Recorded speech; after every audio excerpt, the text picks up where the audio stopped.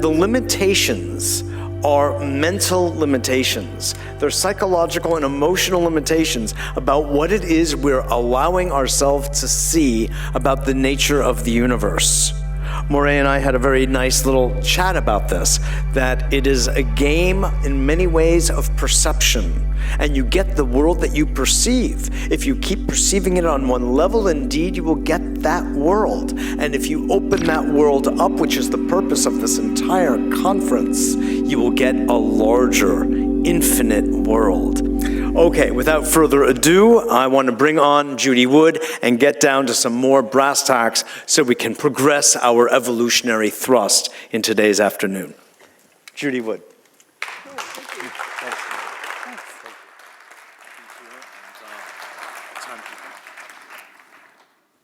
Hello.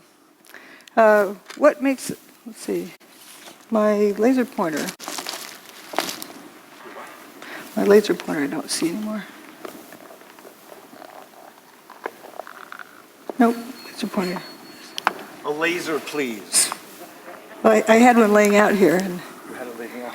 the blue one. Yeah, great. Thank you. Fantastic. Well, what makes a scientist? The lab coat? Many folks have said that, well, she's not a scientist, she's not an engineer.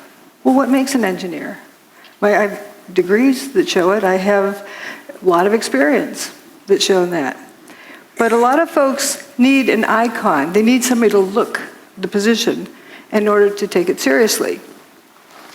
So I'll go ahead and take these off, or maybe take me more seriously if I wore the coat. Let's see. Hey, you want to pull it off so I don't take off the... How far do you want to go? Yeah. There you go. Most people don't realize that this lab coat originally came from, does anyone know? Madison Avenue. They decided that doctors will look more official and authoritative if they wore a white lab coat. Thanks. Well, one thing that does make a scientist is a bag of evidence. This is evidence, and that's what we're going to talk about today. So, where did the towers go? We assume where they went. But did anyone ever stop to think about that question? One thing about evidence is that it's there, it's truth. The evidence is always the truth. Assumptions are where you get off track. So let's start. Once upon a time, there were two buildings, two towers, and then they went away. Well, third tower and a fourth tower. This is all that was left. This is just that yellow corner of that building, and all that was left. To remind you what was there beforehand, and here's just that little corner is all that was left. This is the dawn of a new age. There exists some technology that can make a building of that size go away. It has the ability to direct energy in such a way to disrupt the molecular bonds. It's also, energy is direct as opposed to being kinetic energy. Kinetic energy like a wrecking ball or a missile or something solid. We're going to go through the data and see that you can eliminate about every kind of kinetic energy weapon.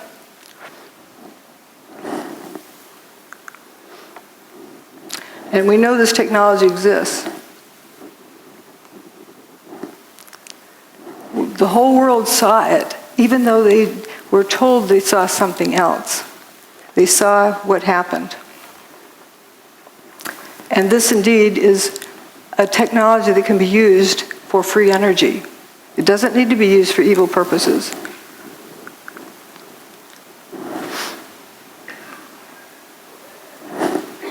Oops. Again, that's all that was left, just a story or two of that. And would you believe it, that 14 people survived in there? So what we're going to learn is that the towers didn't burn up, nor did they slam to the ground, but turned into dust in midair. That's not a collapse, that's dust squirting up.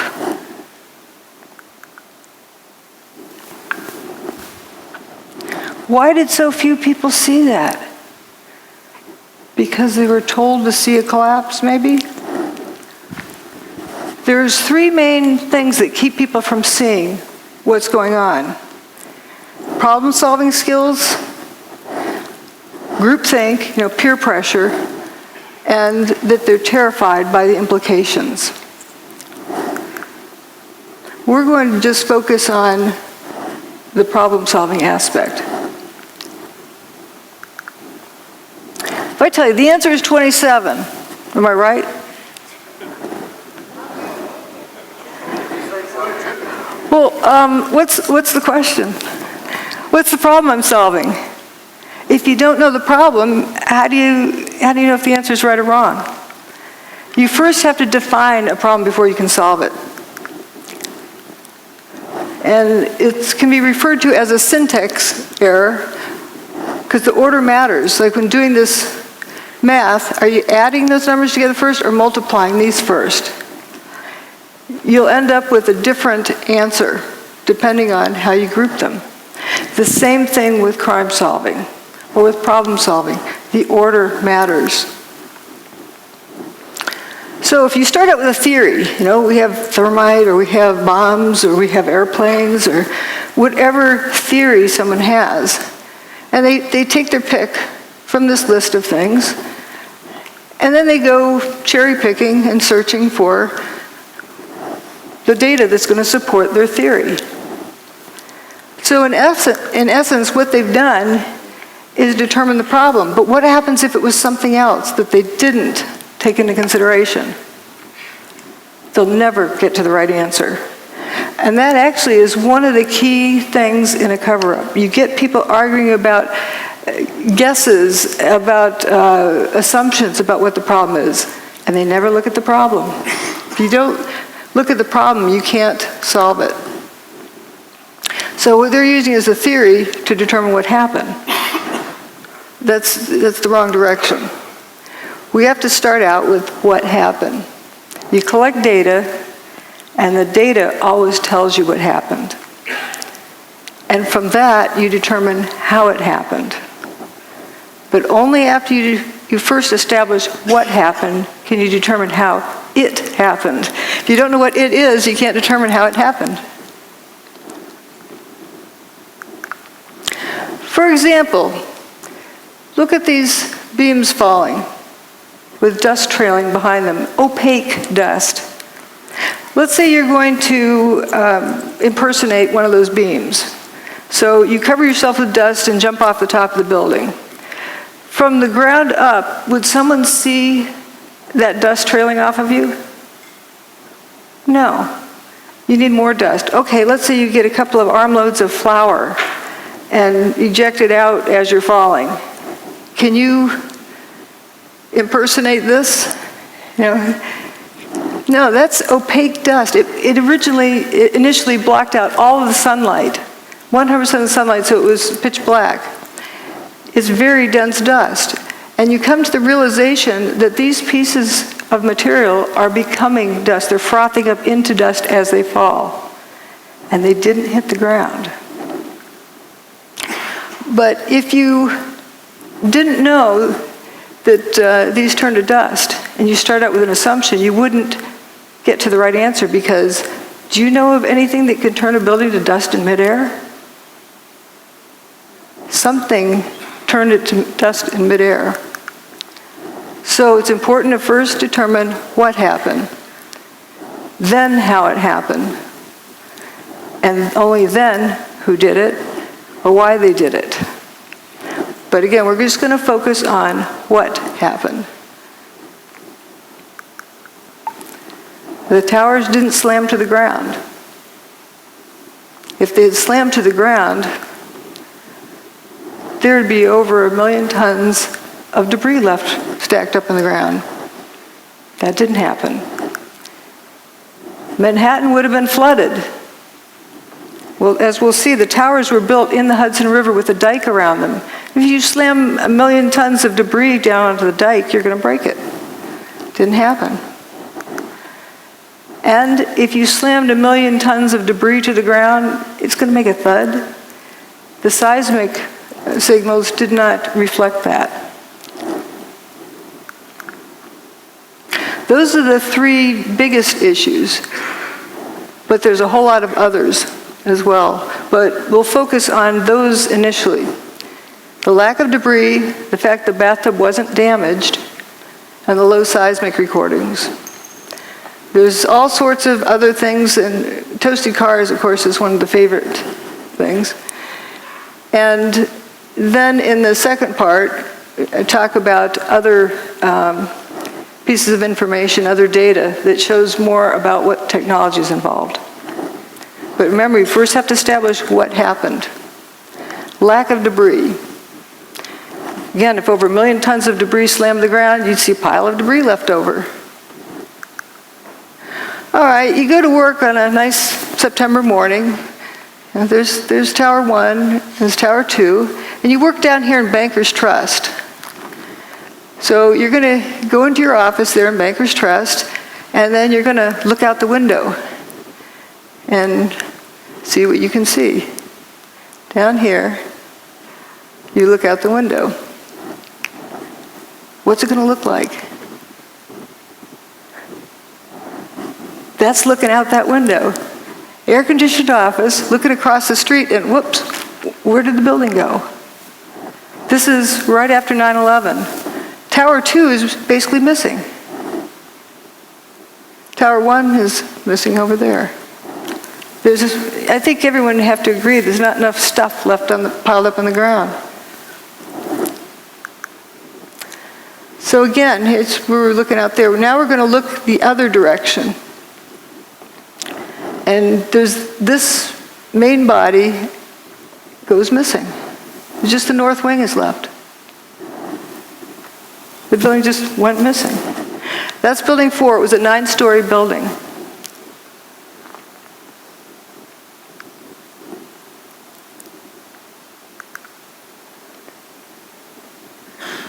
So this is what was there beforehand, and it just basically all went away. And a satellite image shows, all sorts of holes that were in those buildings. The middle part of building 6 is gone. It looks like a post hole digger cored it out. You have holes over here on Liberty Street. Even some holes in Vesey Street. And notice again that north wing is remaining, but the main body's gone. And this is Bankers Trust, where you're looking out the window, seeing a non-building across the street. Few people talk about this building. It's a 22-story skyscraper. Well, it would be the tallest building in most small towns. It went away except for that last little corner. And building 7 over here as well. Every building with the WTC prefix was destroyed that day. So we're going to look at this direction. Now, a lot of people talk about hearing the BBC announce early that Building 7 went away. Well, CNN did the same thing for 1 Liberty Plaza, but it's still there. You just get excited and want to be the first to report. And we're going to go down and look on the ground and see what it looks like down in here.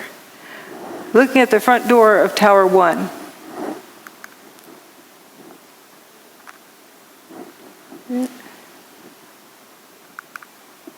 So here we are down on the ground. There's Tower 1, the north and south walls. Ambulance that was parked in front of the front door of Tower 1.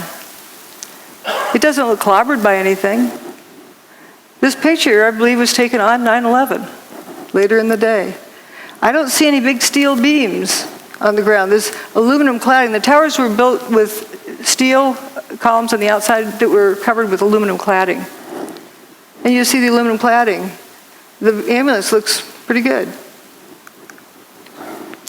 This was the day after 9/11. Peter Jennings in the studio. Do we have sound? Uh-oh.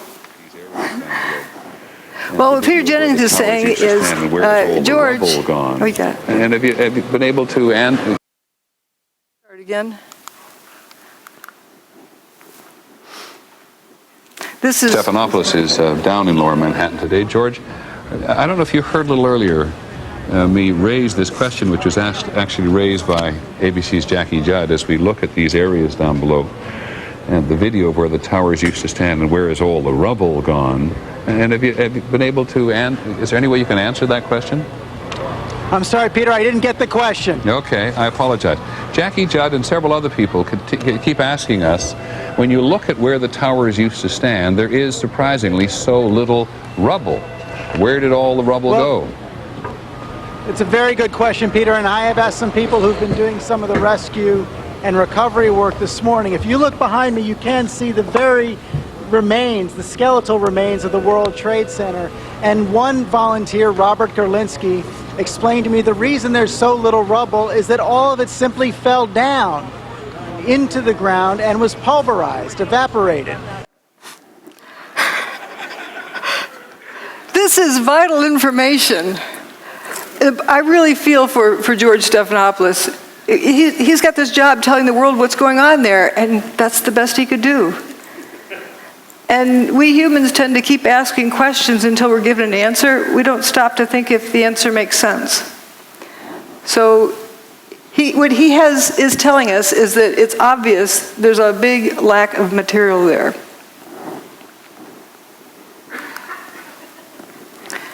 And here's an elevation map of what was left. And you see building 4 went missing, the holes in building 6.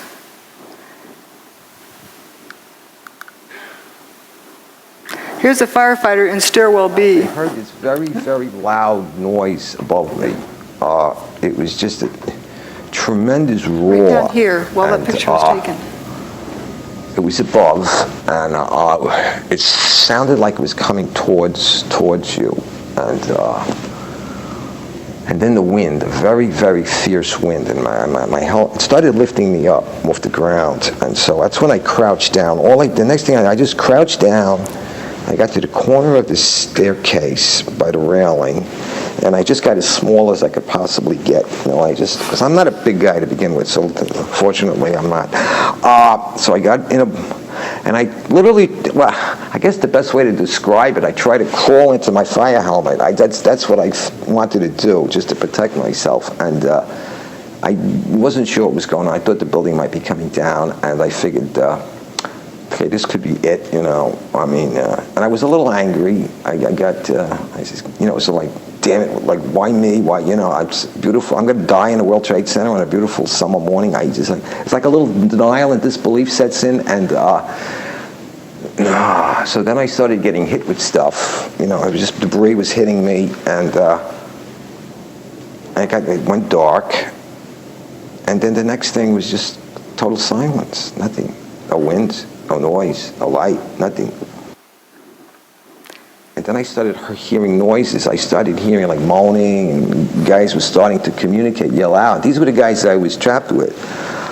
They're calling out, who's there? You guys all right? Blah, blah, blah, and this kind of thing. And I realized there was other people. I wasn't alone, Because when you're alone in a situation like that, it's like existential isolation. It's like, and then when you find out you're with other people, it makes you feel a lot better. Even though you're in a very bad situation, at least there's other people. But then the strangest thing happened. This beam of sunlight came right in on us, like about 8 inches long, but it was clearly sunlight. It was all dirty, full of debris, and it looked like pepper was floating around in it, sort of. But it was sunlight, and I'm like amazed now. It's a 110-story building above us, and I'm looking up at the sun. He was right at the base of this building. But when you came out, you had no idea where you were. There was no way to tell north, south, east, west. It was just the whole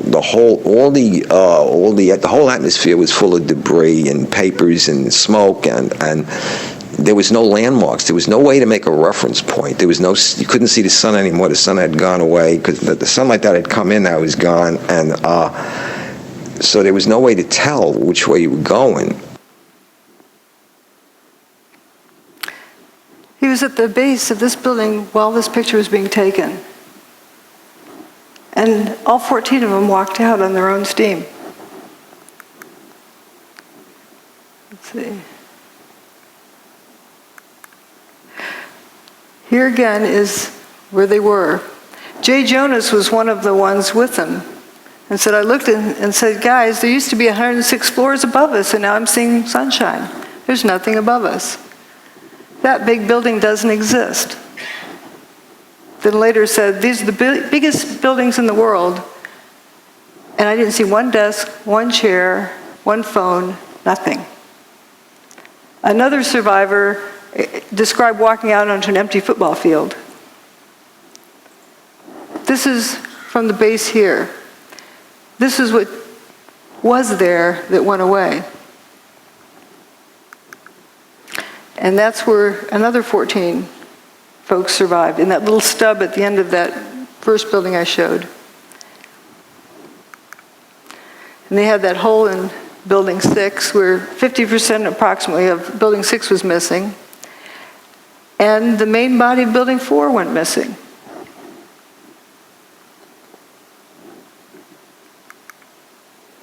Every time a floor hit another floor, it would not only make a noise, but it would cause tremendous vibration. So we're being bounced up and down off the floor, hearing this collapse coming closer and closer. Mickey Cross was caught on the second floor. My helmet started flying off my head. I had forgotten to snap my helmet. So I grabbed my helmet. I guess instinctually I just pulled myself down the corner. The collapse of the North Tower created a massive rush of air. I was blown down 6 stories down to the first floor, and all I can remember while I was being blown down was, oh my God, oh my God, oh my God. There wasn't any time to think about anything. The 110-story tower disintegrated in just 10 seconds. It was that fast, yet for me it was kind of slow motion too at the same time. And I remember thinking to myself, I said, oh shit, this is it, we didn't make it.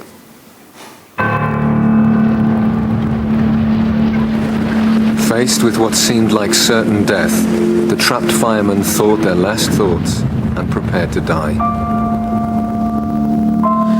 In those 10 seconds, I was like, well, I'm 33. What have I done with my life? Worked almost all the time. My wife is going to, be a widow now. And I pretty much saw myself. Pretty much saw my funeral. I saw everybody at the wake at my funeral, and my parents and family there. You think about everything, I guess, that you haven't done in your life, and you realize that, is this it? Are you going to make it out of here? And I was just too young, and I have too much more to do with my life than for this to be it.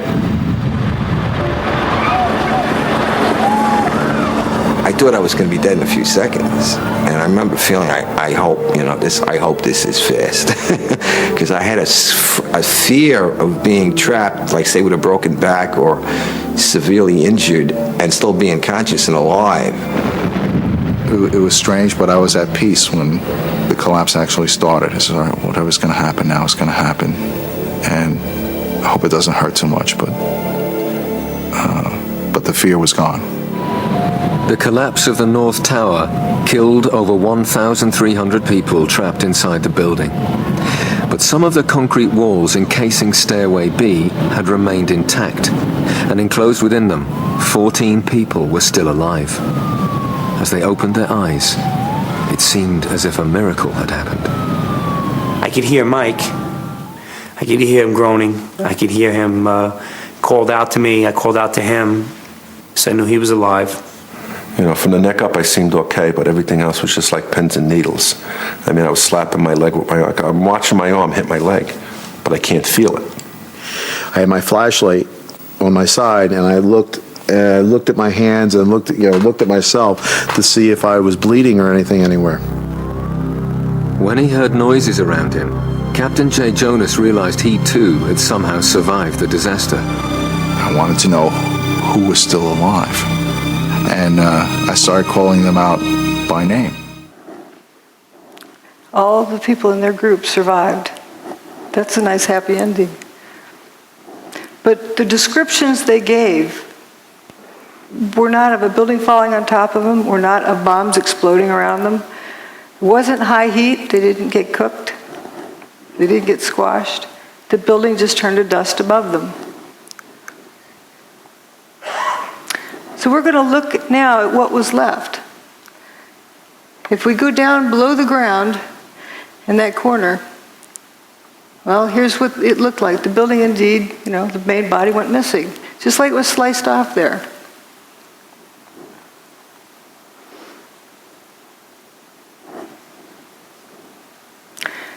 So the mall is in the first story below ground. And there's some firefighters that were walking along there. We're going to go down one story and look at them. The perspective.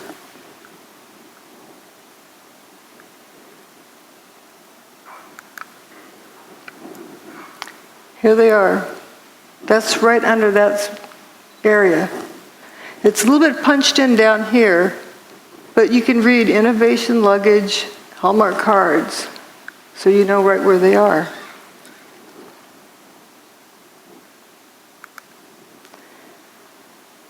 So now we're going to go a couple of stories below that to the loading docks. And it's right below there is where they're walking, but the loading docks look from up above. And it's painted purple under building 5, so you know where you are, and then green under building 4. So it's color-coded so the delivery trucks know where to unload. And we're going to look down that direction.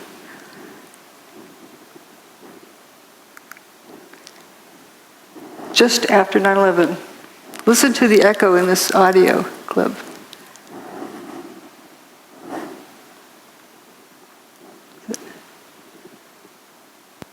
Going down to the parking garage. We're in quite deep. These are the first pictures of search crews underneath the World Trade Center, desperately looking for survivors. That's not a collapsed parking garage. That's not even a full parking garage. It's an empty parking garage.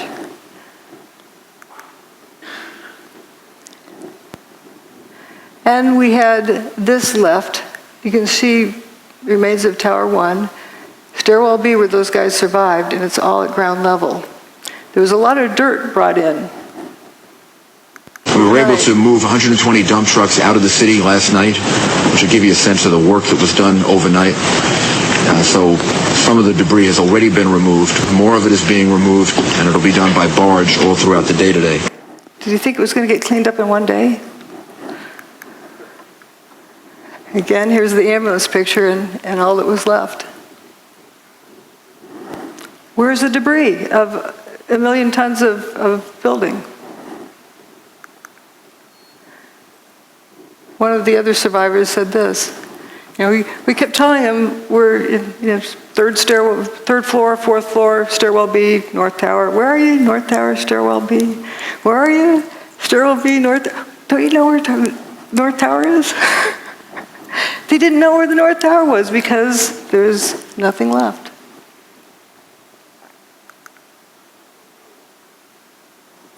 And do you blame them? Here's right where those guys were, up in that little corner. Hundreds more firemen were now arriving at the disaster area, but Captain J. Jonas's Mayday messages were still not getting through. Trapped down in the remains of Stairway B, there was nothing else Jay could do. We realized we can't get ourselves out. And that's a big mental leap for a fireman to take, because we're so used to being the people who are going in to rescue someone. Now, the roles are reversed, and you realize you're helpless yourself. But with the survivors buried alive beneath a debris field that extended over 16 acres, it seemed they would need another miracle to save them.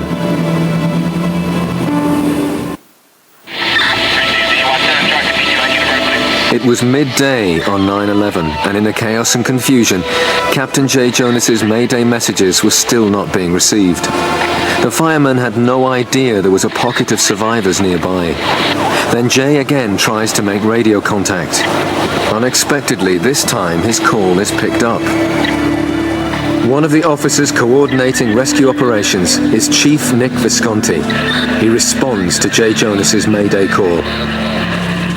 Operation Lattice 6. All units stand by. Operation Lattice 6. I got a radio transmission from Nick Visconti. I heard Operations Post to Lattice 6. Operations Post to Lattice 6. This is Jay, where are you? Okay, 10-4. North Tower, stairwell B as in boy on the second floor. But the location Jay gave was unbelievable to them. The North Tower no longer existed. They asked for his location again. He asked me that a couple times, and one time he asked me that. Somebody else got on the radio and said, "Where's the North Tower?" I remember somebody saying it, "Where's the North Tower?" on the radio. And I said, "Oh shit." I says, it's not good.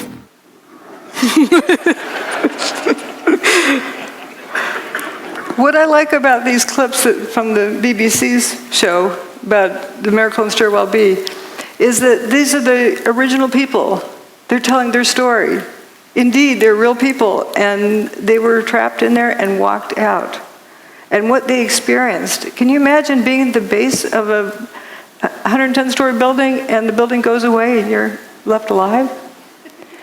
There's also a fellow who remained at the edge of that hole in Building 6. His buddies didn't make it. They were a few feet away. There's Stairwell B. And just to look at the amazing aspect of this, you get the bare sidewalk over here. Building 7, a 47-story building, didn't even fully spill across the street. If you had a big building coming down like that, even with explosives in it, it'd be like machine gun fire on all the adjacent buildings. Didn't happen. And this dome doesn't look clobbered. It's right across the street.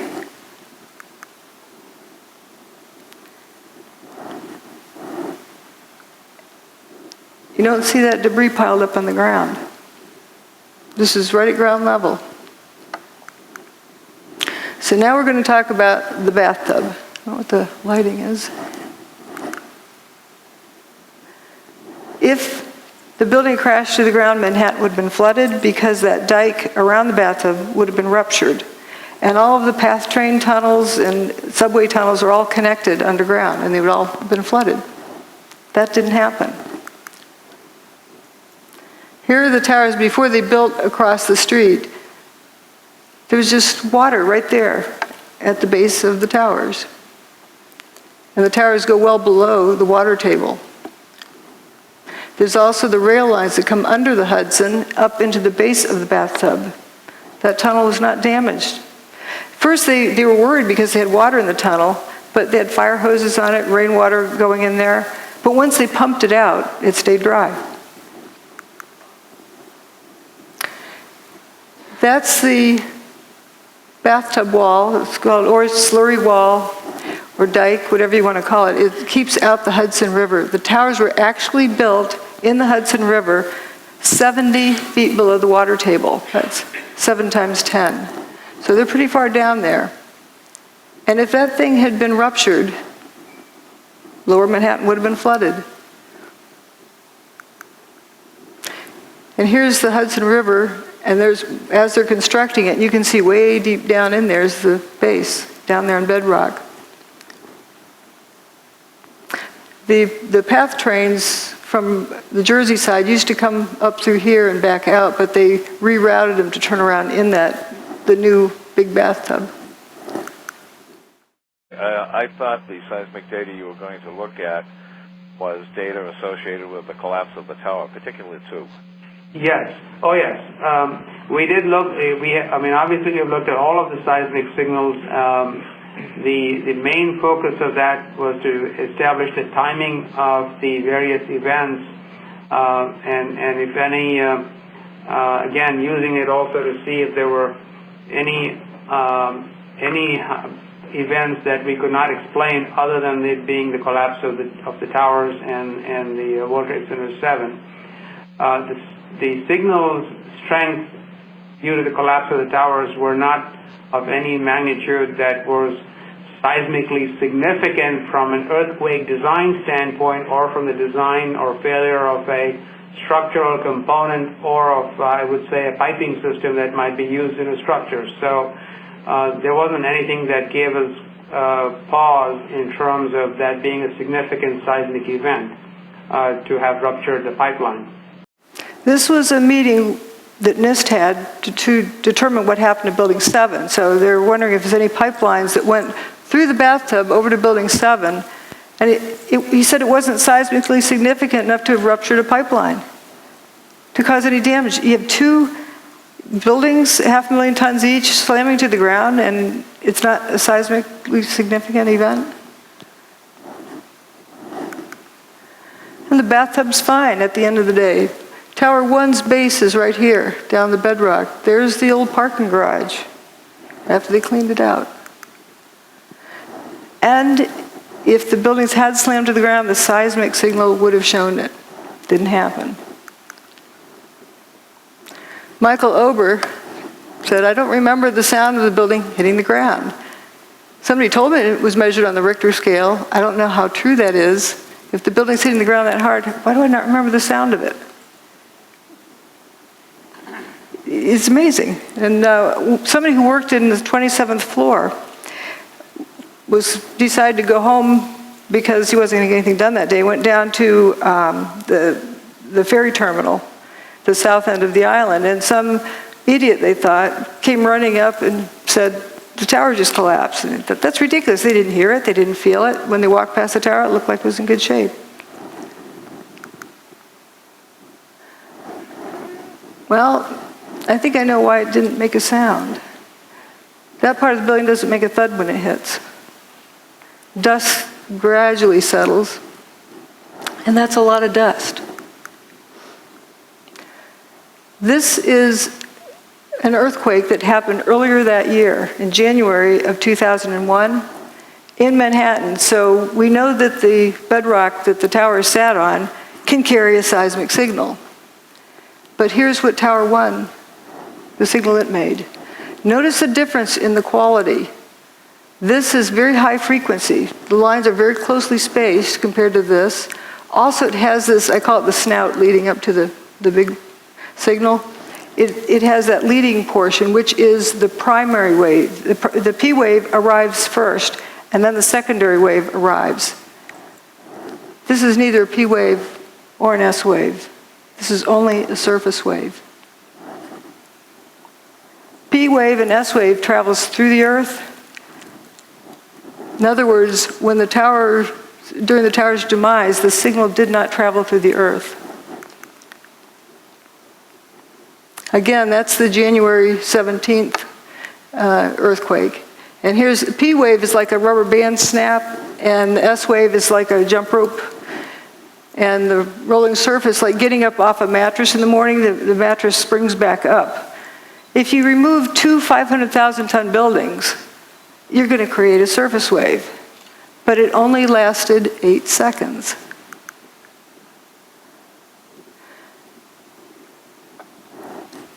You know it takes 9.5 seconds to throw a bowling ball off the roof of the towers and have it hit the ground?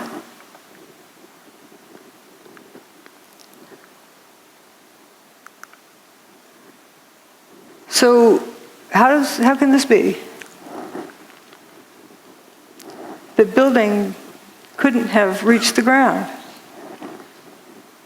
as a solid, rigid object. Here's where Tower 2 had already gone by the time this chart started. Tower 1's demise there. But here we're going to focus on Building 7, down here. There was an earthquake in the Fox Islands up by the Aleutian Islands, and that's what the mess is after that. But where this vertical red line is, there's no seismic event that shows up at this scale. Nothing that stands out from background noise. For a 47-story building's demise? This is the King Dome. So here's a controlled demolition, and it produces a P wave and an S wave. So what length of time does that take? It takes, for a free fall speed from the roof to the ground, is about 4 seconds. But the portion of time that the ground shook was more than twice that. So that doesn't answer the question either of what we saw. And with Building 7, what is very telling is that they calculated when the P wave and the S wave should have arrived because they could not pick it out from background noise. They couldn't even pick out where the surface wave arrived at one of these stations. So there's 5 different stations reporting, and they had to calculate when the S wave and P wave would have arrived, and it was not there. The signal did not travel through the earth. So if we have Seattle King Dome, we're going to look at things relative to that. That made a 2.3 on the Richter scale when it was blown up by controlled demolition. And we have these 2 towers. Let's say for the Tower 2 was the first to go. So if we turn it to dust, all but the bottom 16 stories, and then drop a 16-story building to the ground, we record approximately the same seismic signal as what was recorded on 9/11. Just pretend this rest doesn't exist. And for Tower 2, if you turn it into dust above the 20th story and just drop a 20-story building to the ground, you get the seismic signal that was recorded. And for Building 7, it's all but the bottom 2.5 stories. Where's the rest of the building? It makes it 0.6 on the Richter scale. That's like a jackhammer. It should have sounded like it was raining dump trucks. You know, big dump trucks go down the road, they wake you up at night because they vibrate the ground. So we've talked about these 3 things. Now we're going to talk about dustification and lather. You'll notice I use a unique language. If you don't know what the phenomenon is, and you use the name of a known phenomenon, that's wrong. You're misleading the direction the information is going in. You're calling something like fire when it's not fire. That's why I use the word fumes, because if you use smoke, you're assuming the cause to be fire.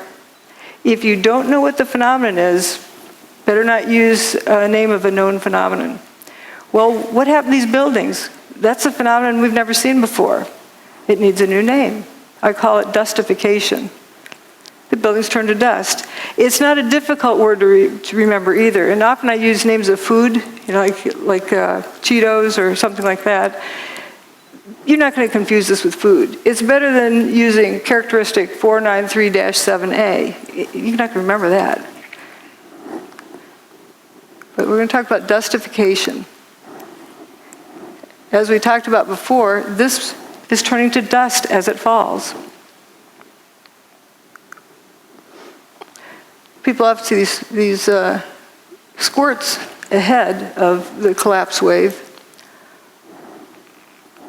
But what was that? If it's bombs, you'd see a flash and you'd see a whole lot more of them.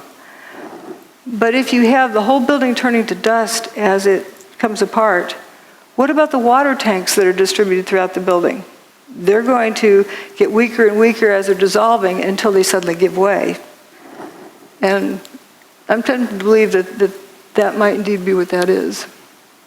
We don't know.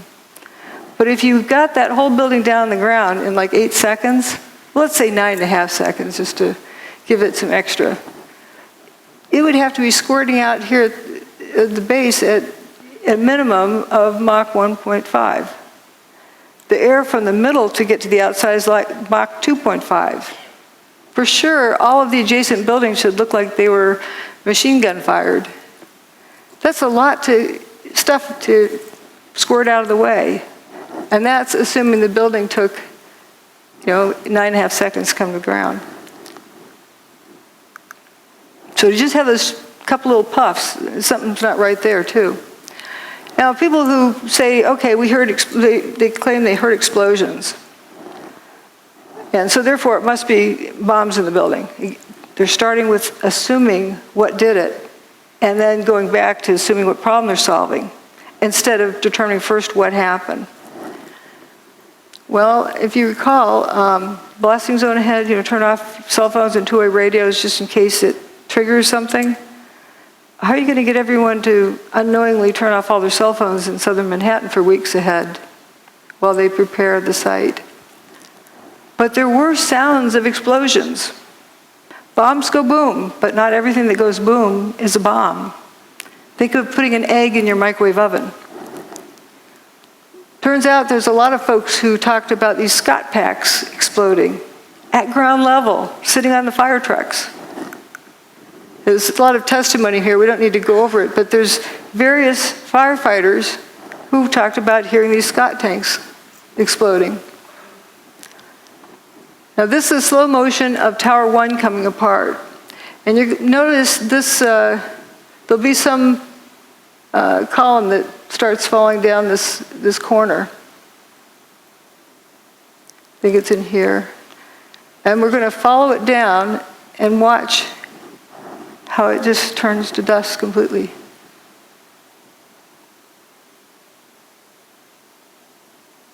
And as well as these other things. Here it is. Okay, it's got the dust trailing behind it. This is a solid piece.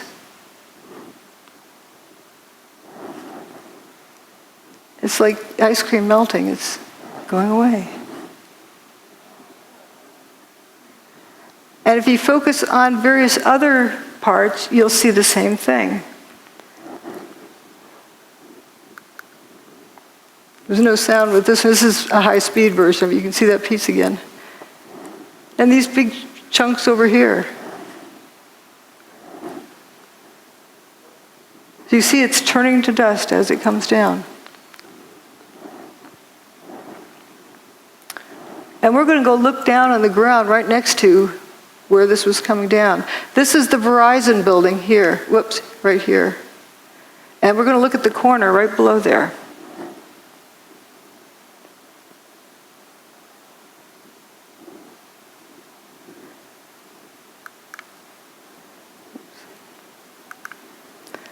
That's the Verizon building right there. This is that intersection where that material was falling.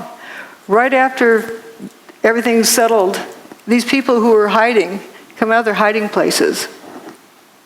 And they're probably in awe. There's, no building here. You can see sky. Looking at the body language, the guy with his hands on his hips, arms folded, arms that side, they're probably in total amazement and shock and just bewildered. I call this picture the Twilight Zone because they probably felt like they just walked into the Twilight Zone. A bunch of cars went into spontaneous combustion, apparent spontaneous combustion up here with a sea of unburned paper in between. And here's that toasted car lot. But we're going to look at various directions of watching this dustification. There's a cluster of core columns that remains here. Watch what happens to them.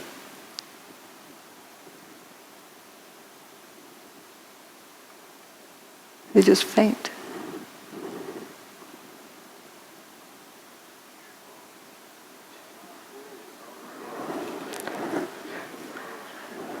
I believe that's the upper part of where those firefighters survived in Stairwell B.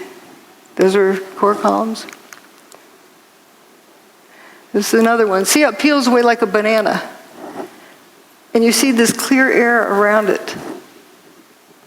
Some folks like to say dust settled on it. Well, dust can't settle on something like that fast, without seeing it.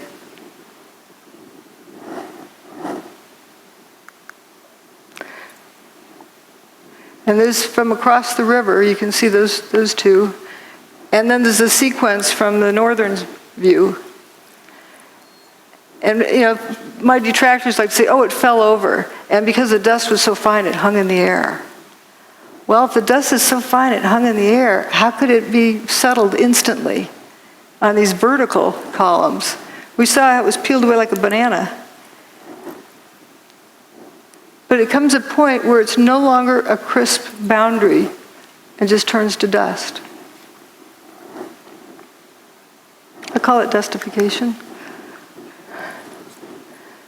I mean, where have we seen it before?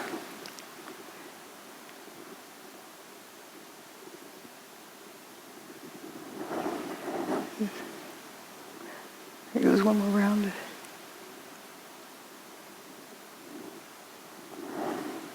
But you're told to see a collapse, so you tune that out.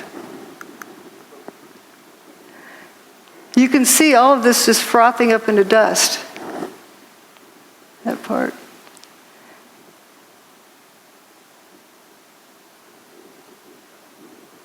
And it's also blowing downward. Very clean edges. So it isn't like dust was settling on it.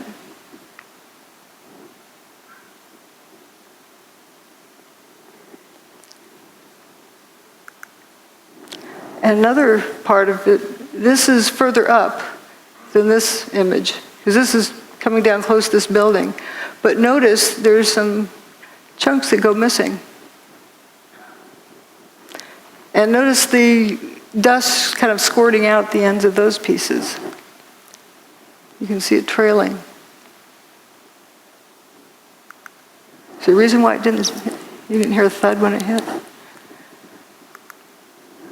Lather is a term I use when it looked like another unique behavior pattern, but I think lather is just the part doing the same thing that this is doing, but doing it in place.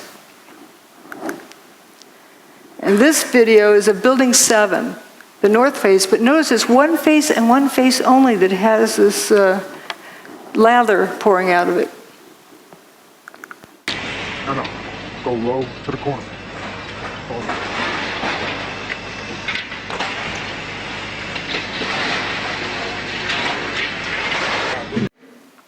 Notice it's spiraling around. And if it was smoke from a fire and it really needed to get out, why isn't it coming out these windows? If there's a traffic jam, why doesn't it take the path of least resistance?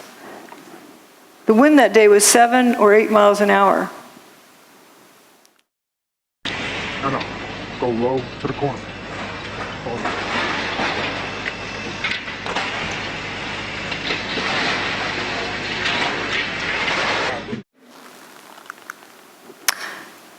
Now we're going to look at dust rollout and fuzzballs. This wall of dust is pouring down the street. It was chasing people, and it overtook them. Didn't cook them. Just left them covered with dust. I like these abrupt lines. Like you can see where this other fellow's tie was tucked in there. He was just covered. He didn't get cooked. The dust went a certain distance and then went up. Another bizarre thing. Again, it's important just to take in all of the data, and it starts telling you the story of what happened. Let the evidence tell you the story instead of forcing it to go a particular direction. And I wouldn't have seen this before, that just all particular distance then goes up. There's a video filmed by Bob and Bree, who had an apartment up here. Bless them for saving this video and then sharing it with the world. This is an image from there, and the dust doesn't quite touch their window and then goes up.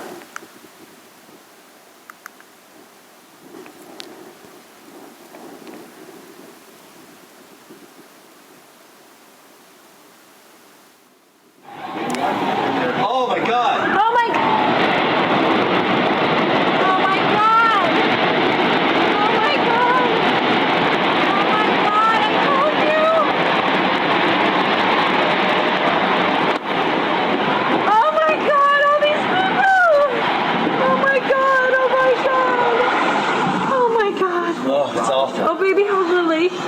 see a portion of this building. Oh my God. The building now just being covered on the right side. Come on, let's go to the other room. Covered. Yeah.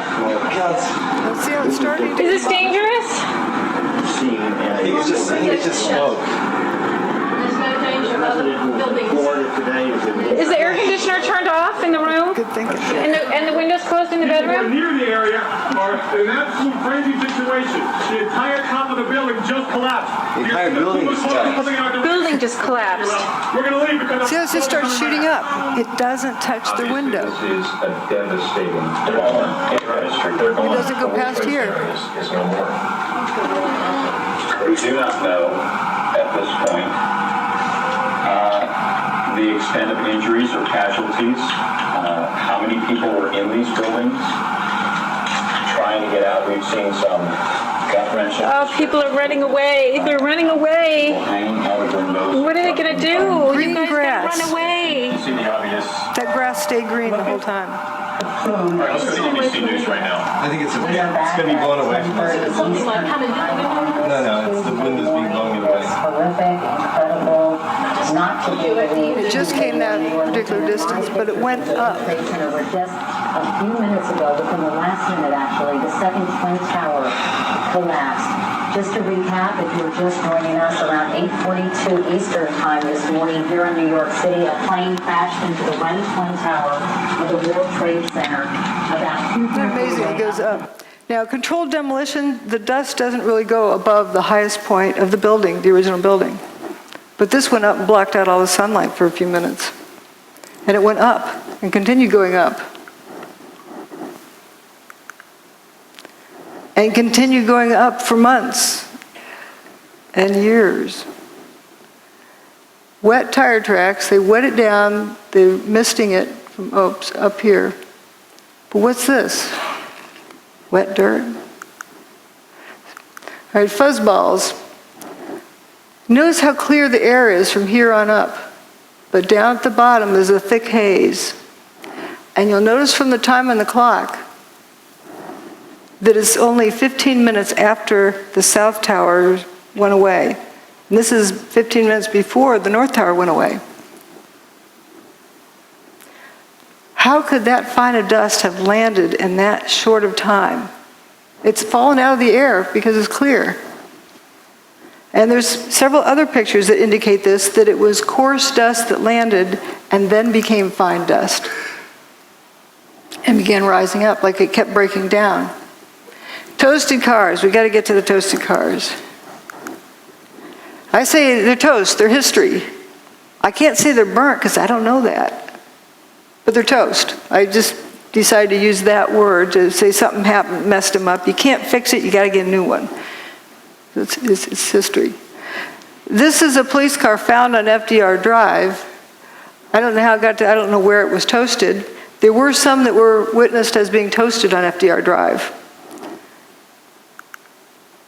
But this one is quite interesting in that it has an abrupt, toasted, not toasted. Like it's like it's on the showroom floor. It just had a new wax job back there. What abruptly stops? A real fire, a regular fire, doesn't do that. It would be lapping around the corner. Also, why aren't the lights melted? And you have the circular spot on the other side. Gas tank is still, fine. This is where all the toasted cars we're seeing that I'm aware of, as well as the toasted car lot. And the ones we were looking at were down here. And an emergency medical person said you could tell it was hot at the Trade Center because you could feel the heat from the bridge. But paper wasn't burning down here. How could somebody over here, 3/4 miles away, feel heat? Something that they perceived as heat. And you said you saw melted tour buses, melted cars? The cars that were right down there, it was just unbelievable. They were twisted and melted into nothing. The debris is just unbelievable. And then you can see fire trucks and police vehicles that were down there early that all their windows, the windshields are completely blown out must have been from when debris dropped. But even more jarring, I think, is this scene right here. Look at these two cars placed on top of one another. I think when you think about the impact that these planes must have had, it's hard to visualize. I don't know what to say. Because everything melted. But here, at least you have some remnants. You have literally an engine that is melded together with other parts of the car. Moving over, you've got another car they moved here. It looks like it's been through a war. You can see the papers, all the burned out papers from the building. You see the soot and the dirt, and it just shows you how devastating this blast was. Look across the street there. You've got a Con Ed truck that, you know, some of the Con Ed people now looking at, examining, trying to figure out which truck that actually was. But that truck, too, in terrible shape. So while many of the items, the steel, was literally melted. People who have been right down next to the base of what was the trade towers say there's virtually nothing. Yes, we'll stop here on this toasted bus picture. Realize there's no burnt marks, no scorch marks. The toasted bus. But yeah, these poor reporters, they're doing the best they can. Remember, the evidence is the truth that a theory must mimic if a theory is correct. Starting out with a theory, if you haven't figured out what happened first, you're just solving an imagined problem, not a real problem. So it's so important to look at the evidence. As we've seen, the evidence is showing us a different story than what we were led to believe. Now this toasted bus, notice there's no big flame marks running up the side of the bus. No scorch marks. Is that going? Oh. And then we have also this vehicle that's already rusted. You can see building 7 is still standing.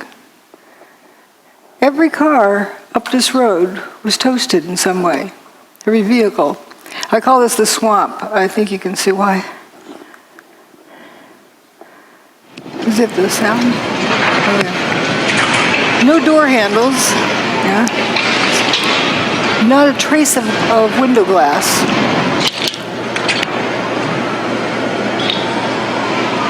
Just gone.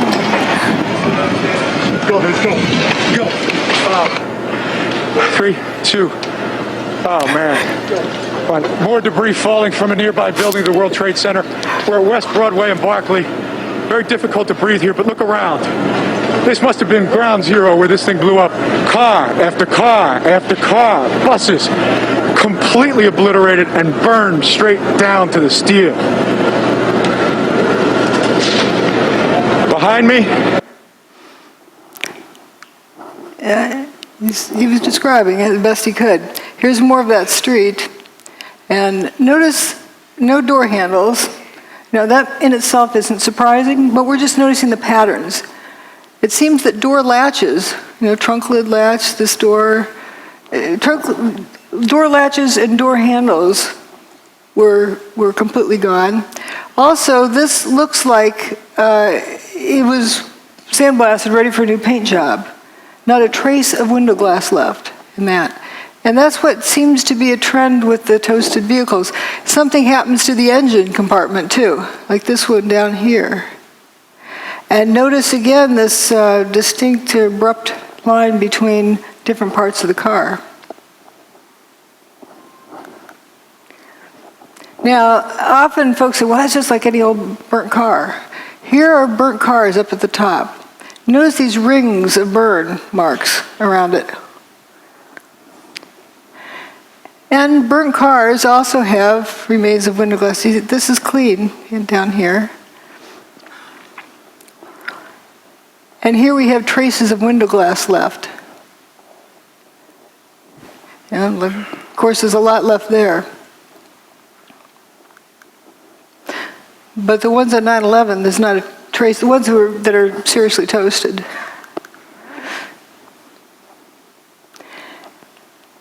Doesn't look at all. These are uniform colors, like they've been sandblasted, ready for a new paint job. And the insides are completely toasted. I think they threw this stuff in afterwards. But the stuffing is still partly here in the burnout car.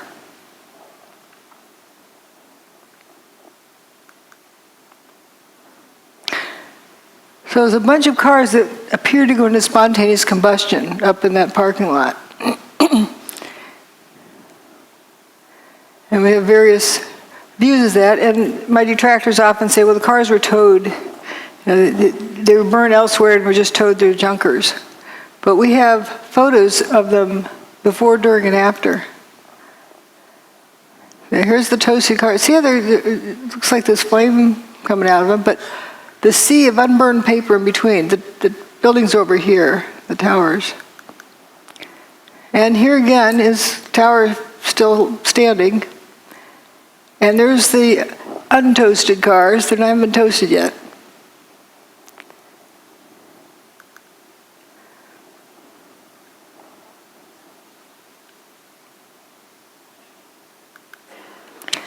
And there they are. They haven't been toasted yet. They're still in good shape. I actually thought this car was white, but I was surprised to find it was black. And here, it's still in good shape. People are evacuating. Here it is after it's been toasted. You can't tell it was a black car. Just all in a line. They just went poof. Weird fires. I can't call them a fire because there's weird things with them, like paper not burning. This is where I call the swamp. Toasted cars all along through there.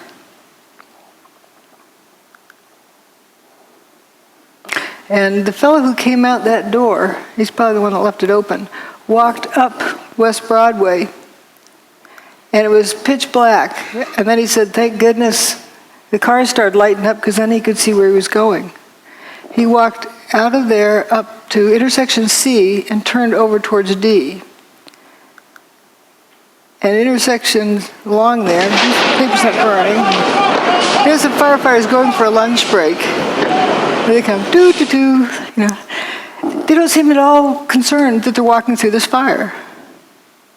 They aren't worried about a car blowing up.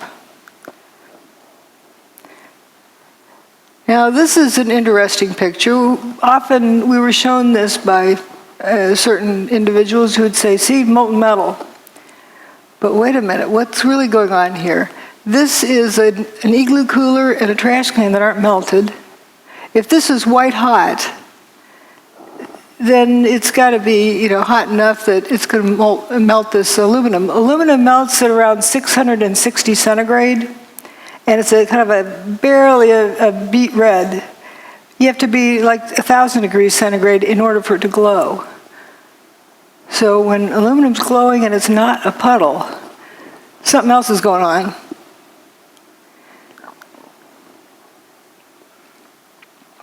So we're told about pools of molten metal. Well, that's paper, not burned.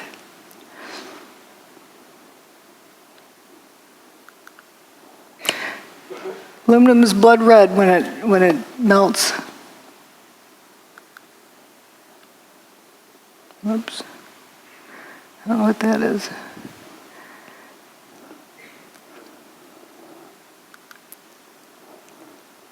Again, remember this temperature, and up here is where you need it to be well above where aluminum melts. But you see, this aluminum cladding appears to be glowing on the end.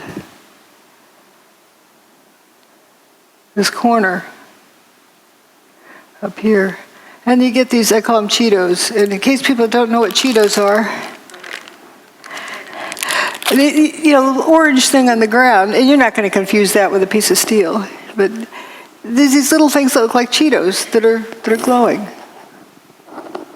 Pretty strange. Videotapes the firefighter reporting molten metal like a slurry or a steel mill or a volcano. Those are quotes. Giant pools. What about the pictures of them dragging oxygen hoses all over the steaming supposed hot metal? If it were that hot, you wouldn't dare do that, would you? Would you? Well, we do have the infrared photos of the molten metal. Well, again, what melted the metal? Was it heat? Or was it something else? Here on this thermal map that is so often quoted, point E is right next to where building 3 had been. Here's point E. According to the measurement there, it's supposed to be 819 Fahrenheit. That's above 212, the word water boils. This guy doesn't look like a boiled chicken. Yeah, how hot can that be? So the color in that map meant something else. It wasn't temperature. And nice bushy trees didn't melt, or didn't burn, neither did the paper in the street. But what happened to these vehicles? What happened to his engine? And where that firefighter walked up the street and turned the corner, here's right where he turned the corner. Again, you have these Cheetos on the ground, whatever they are. What's strange is the fire on the side of the van in front. And again, it was a different contrast. You can see it's just on the side of the van. What's burning?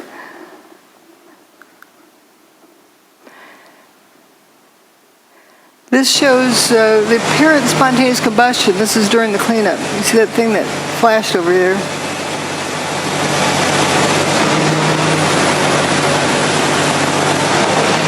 I think there's another slow motion clip of it. We'll see it over here somewhere. Oh, there it goes. Just apparent spontaneous combustion.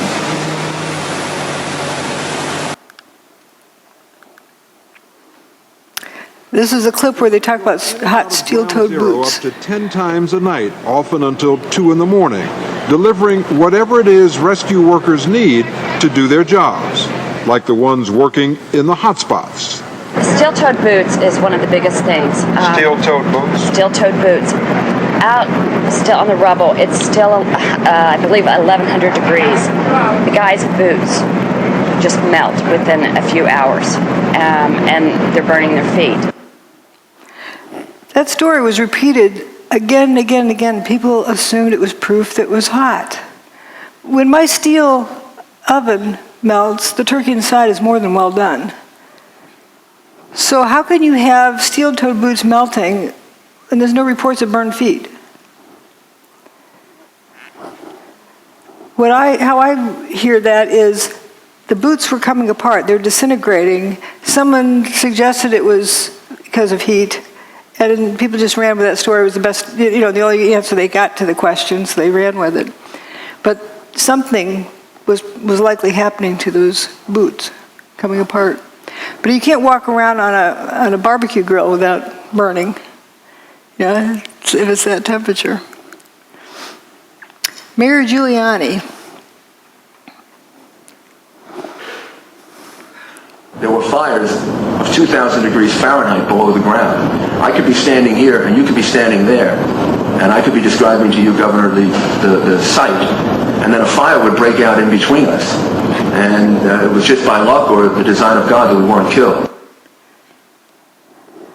He was standing on 2,000 degree temperature pile.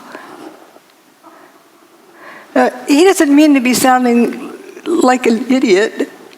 He was describing something that he experienced, and that was the best explanation he could give. Weird apparent spontaneous combustion. So here we are, down to the rolled up carpets. You'll see why I call it that. At the end of the day, you have these straight soldiers here. If you have buckling from overload, doesn't it bend over? Doesn't it bend around the horizontal axis? Why is everything straight? If you overload these outer columns, they're going to bend.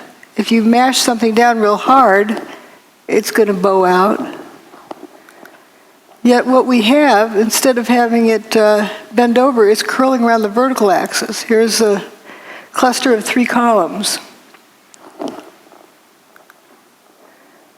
And this lasagna noodle, see, you can't confuse that with a piece of food, but it emphasizes the fact that this isn't loading that does this.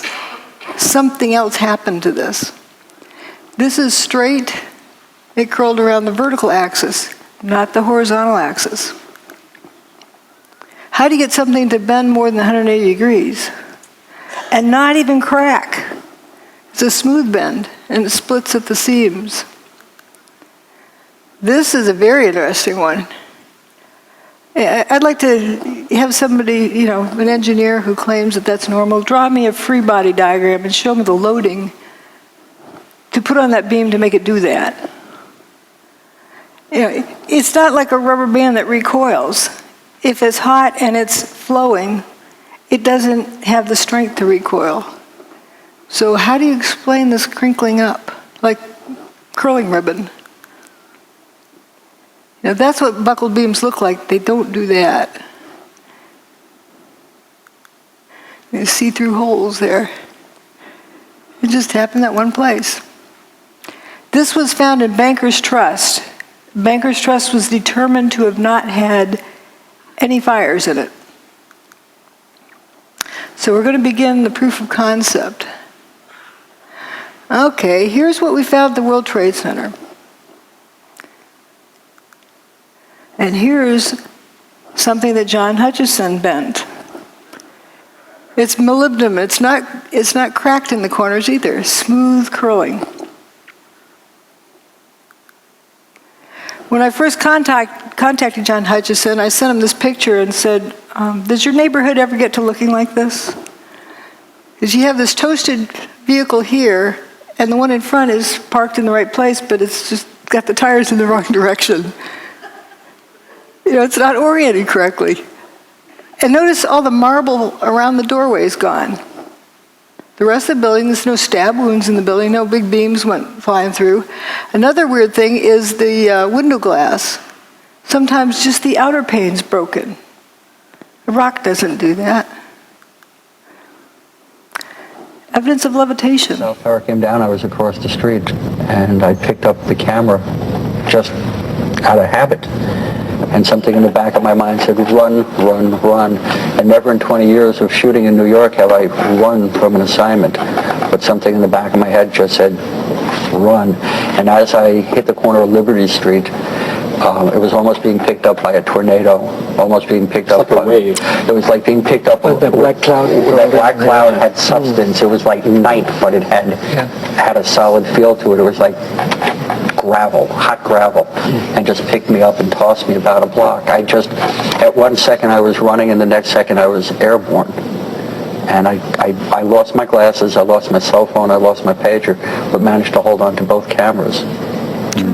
But it threw you for a block? I was back down at Ground Zero last week and walked the area where I have a pretty good recollection of where I was and where I wound up, and it was just under a city block.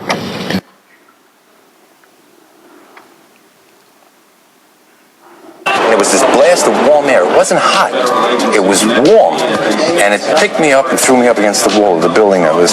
You were picked up off the ground? Physically picked up off the ground. I remember an explosion. At that point, I got knocked out. I don't remember anything. Then I got up, and I looked out the window because the windows exploded, and the street below caved in.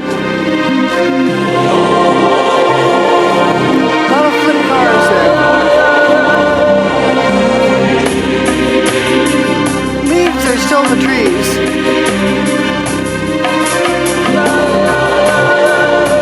This is in good shape, but upside down. The cars appeared to be either flipped or toasted. Now let's consider something else here. John Hutchison's work, he's got water drifting up, levitation of water. All right, then. Now we'll come back and talk about the weather. We need to talk about the weather, right? Someone thought it was a nice, beautiful day. Well, it was right directly above Manhattan, but not a few miles off the East Coast. See, as nice as can be. Here's Geraldo Rivera, who's chased out people ask me hurricanes for why 40 I years. have been so attracted over the years to hurricane coverage, but there's risk involved. There is, the peril of not knowing what's going to happen, that adventure, and it's pitting yourself against an enemy. It's like war, only no one is shooting at you specifically. That's what the allure. But there is an area storm that the juices don't flow, and you look and check it out. Look at that. Remember that? When that? I watched that live. Yes, I'd like to. And maybe a store on YouTube. You got to get up close and personal. And This was Hurricane Ike, I think. that was recent. That was wasn't this Rita? You would know. You know what I think it was, Rita? Rita in Galveston, Texas. Yeah, Galveston. And obviously Katrina before that changed so many of our histories. It was so traumatic. And it's one funny thing I think of if only a hurricane had come on 9/11. Remember, they didn't know how to use instruments, the terrorists. They took off in Boston, and they literally, after they took over the aircraft, they steered by line of sight. And it was that crystal clear September day. Sure was. Beautiful. And if it were only one of these weather days, history would have been rewritten. And I think about that a lot now, and especially this time of year. So are you we're the peak of hurricane season. Yeah, you're celebrating 40 years? 40 years, imagine that. Isn't that 40 years. 40 years. Longevity has its own revenge. I've outlived like 15 generations of TV critics. Yeah. They all predicted I'd be done in a couple of weeks. Do you still get... Everyone has those stories, right? Oh, yeah. This was just 2 years ago. I think this is Battery's Dead.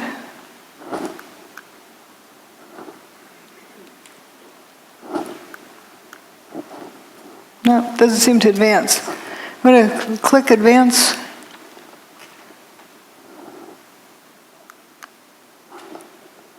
This seems to be out of batteries or something.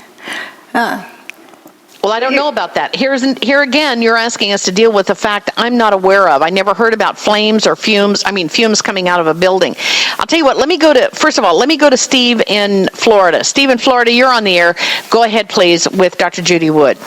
Hi, Joy. Thank you for taking my call. Am I loud and clear? Yeah, you are. Go ahead. Judy, you have misrepresented the facts concerning Hurricane Aaron. I live here in hurricane country, Florida. I track all the hurricanes. Aaron hit Corpus Christi, Texas, 15 August 2007. Your opinion concerning 911 are not consistent with the facts provided on 911 ripple effect, last man out, Richard Gage's blueprint for truth, loose change final cut, Zero, an investigation into 911, and many other video documentaries. I don't know what planet you've come from. Okay. I guess he's gone. I don't know what happened to Steve. As for Hurricane Aaron, they did not retire that name. It has been used several times. It was the first hurricane, I believe, of the 2001 hurricane season. All right. Let me go back to George. George. One funny thing I think of if only a hurricane had come on 9/11. And it was that crystal clear September day. Sure was. Beautiful. And if it were only one of these weather days, history would have been rewritten. And I think about that a lot. This is what was shown on television that morning of 9/11. This is where the hurricane was at that moment. See anything missing? This is where the hurricane was, here.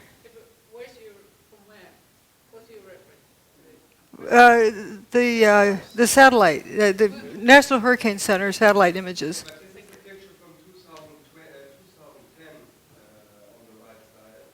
That's Geraldo from that time. The rest is from 9/11. Yeah, Geraldo apparently didn't know there was a hurricane that day, and Joey Moore, a flight attendant on 9/11 who flew out of Boston's Logan Airport just before the fatal flight that left, did not know there was a hurricane either until he saw it on my website. But why didn't they mention it? That's the question. It begs the question, too. Yeah. Because you know how much they like to milk those for all they can get. They love to report on hurricanes. But do you say that they were manipulating the report? I'm not saying anything. I'm just noticing if people didn't know there was a hurricane coming and you saw it was headed straight for New York, if it hadn't turned around when it did, Manhattan would have been flooded. And how fast can you evacuate that many people from Manhattan? can you afford that risk unless you absolutely know there's no chance, unless you know, how would you know? Right. Was it reported on any other media, such as whatever the shipping forecast? It does show up in the National Hurricane Center's, text forecasts, but they were very played down. They weren't shown on the media. People were not aware that there was a hurricane there. It just seems, you'll excuse me, because I mean, I've done a fair bit of sailing, and there must be Oh, a bunch of ships on that coast. they took the ships out to sea because they knew that the hurricane was coming. But what about the small vessels that were sailing down the coast that have surely just been washed out by the hurricane? They may have looked into the National Hurricane Center's reports, but it was not something that was heavily publicized. It wasn't zero publicity on it, but it was very underreported. I'm confused here. Are you saying that they actually moved the hurricane away? They had the technology to push the hurricane away? Whoops. Or it was just that coincidentally the hurricane went away? Doesn't. Here. I can't back it up. The hurricane for 4 days was going in a straight line. And then on the morning of 9/11, it stopped, turned around, and that afternoon it started heading out of town. So you think that was artificially done? I'm just reporting what the evidence is. I don't want to guess, but I can say that if they didn't know it for 100% sure that it was going to turn around, if there's any question, why weren't people told to evacuate? Just in case. Oh, because the people of the tower were told to evacuate because of the hurricane? No. Nobody was told to evacuate because of the hurricane. That's the puzzle, that nobody was really told about the hurricane being there. It just happened to be there and then turned around and left quietly. We were told this is nice, wonderful September day. But it could have been used. Let's see, this isn't doing so well here. Judy, as a suggestion, might I suggest that it would help audiences such as like me, for myself, this is completely surprising information, astonishing information, to have a kind of secondary source of confirmation. National Hurricane Center. All that report, that one-line text or whatever it was. I've got all of the references in my book. And this is, that satellite image of the hurricane is from the National Hurricane Center. You can download it yourself. I'm just saying that I think it would help your presentation. Excuse me, drjudywood.com/articles/Erin. You'll find 5 pages of multiply referenced data from the UK Meteorological Office, from the Canadian Hurricane Data Center, from the US Hurricane Data Center, and other sources. And I've got more if you want to write to me, I'll send you other stuff. We'll take questions. We'll let you get through your... The clicker doesn't work. Ladies and gentlemen, let's let Dr. Judy Wood get through her presentation. We've got plenty of time for questions afterwards. Thank you so much. So let's also look at some other information. Now, the hurricane was going to turn around at some point. They thought on day one it was going to turn around because it was a high-pressure system moving across the U.S., but then didn't. Well, maybe on day 2 it didn't. Maybe on day 3 it didn't. Maybe on day 4. Thank goodness it did. They had predicted it was going to turn around all this time, but did they really know when? If they didn't know, they ran out of room. So here we have the high-pressure system moving in from the Midwest, and it's increasing, while the hurricane, which is a low-pressure system, is moving in from the Atlantic. And guess where they met and when? 10 a.m. on the morning of 9/11. They were superimposed at that area, so you have 2 counter-rotating systems, curiously. And interesting drop with the humidity. But let's look at this magnetometer information. This is the Earth's magnetic field from the ground, not from satellite, but from the ground. In Alaska, there's 6 different measurements. Each of the events on 9/11 are with a vertical bar. The first one is WTC1 getting an airplane-shaped hole, and WTC2. Then WTC2 goes poof, WTC1 goes poof, and then later building 7 goes poof.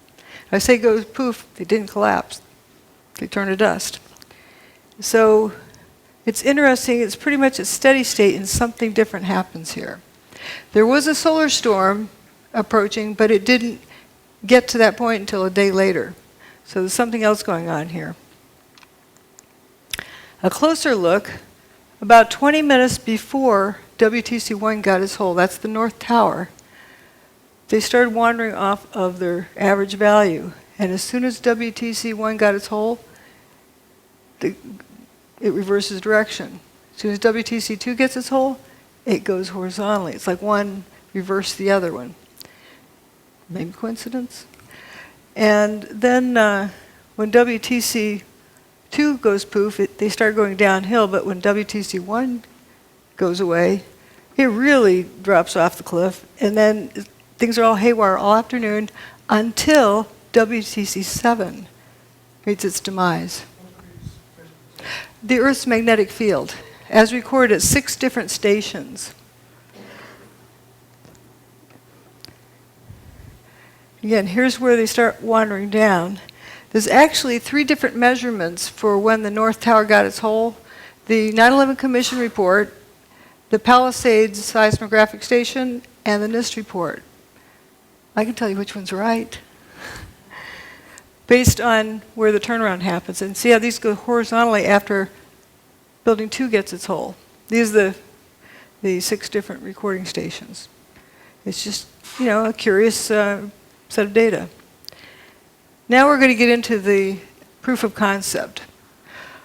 I can't say for sure what technology was used, but I can show you something that reproduces all of the same phenomena. Seen this guy, Nikola Tesla. He can generate all of these various pieces of evidence, all these different phenomena. So can John Hutchison. When he tried to replicate the work of Nikola Tesla, he discovered all of these characteristics. And all of those characteristics were found at the World Trade Center site. Let's notice this metal luminescence without heat. You know, hot things glow, but not everything that glows is hot. George Pigott got a patent just about 100 years ago, a little over 100 years ago. Levitation. He's got a static field, and he's doing some other things with putting in some kind of energy, and he's got these static balls, these steel balls levitating. I think they're actually silver. And Thomas Townsend Brown also looked into the same area about using electricity.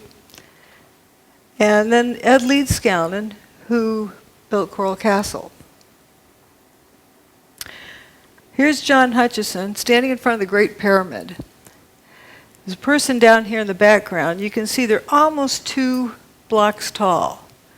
Well, that's about the same height as this doorway of Coral Castle. So they're about the same size blocks. They're 15 tons each. So this guy built his castle by himself. We don't know how this one was built. We can only guess.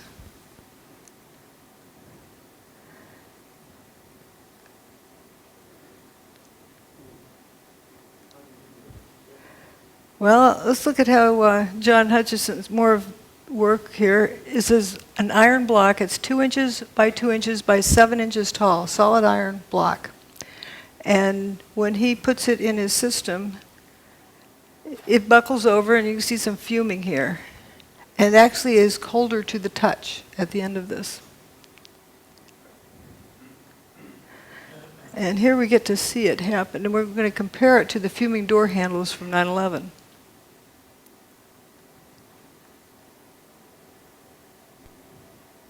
Here's the door handle.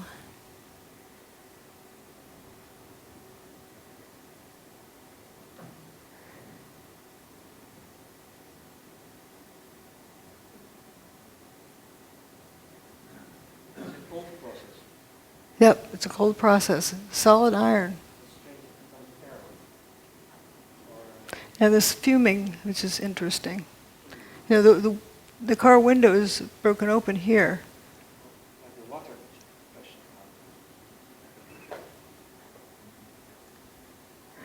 We're going to look at some other things about the weird fires. I can't call them regular fire because I don't know that. The weird fire, just to note that it's not something that you know for sure what it is.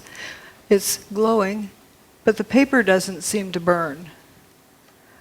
If this was glowing because it's hot, it'd have to be at least, 1,200 degrees centigrade. Aluminum melts at a little over 600 degrees centigrade. It's not a puddle. This aluminum is not a puddle, so how hot can it be? And this igloo cooler and the plastic trash can are not melted. The paper is not burned either on the ground. So what is that color? And another weird thing about this, right across the street over here is the Burger King. And inside they're flipping burgers, cooking burgers for the firefighters. Not serving to the customers, and then the building across the street was missing. It's just a weird sight.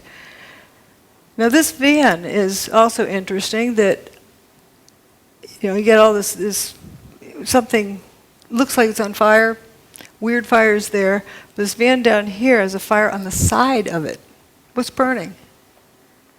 And if you say falling debris that was on fire hit these vehicles, why didn't it hit anything else? And how's it, under the vehicle? It's just very strange. This Park Place is several blocks north. Now here's John's boat experiment.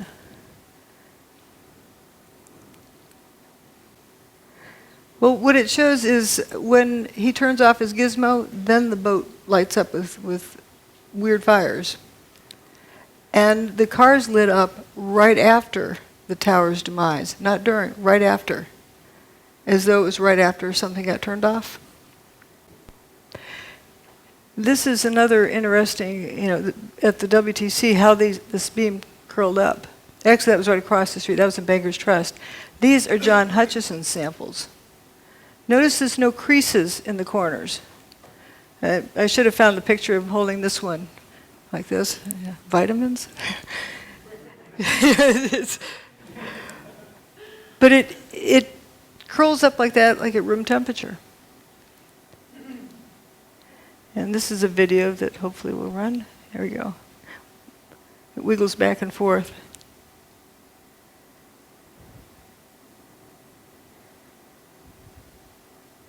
Now watch this thing. It's going to come apart in here. It's starting to come apart.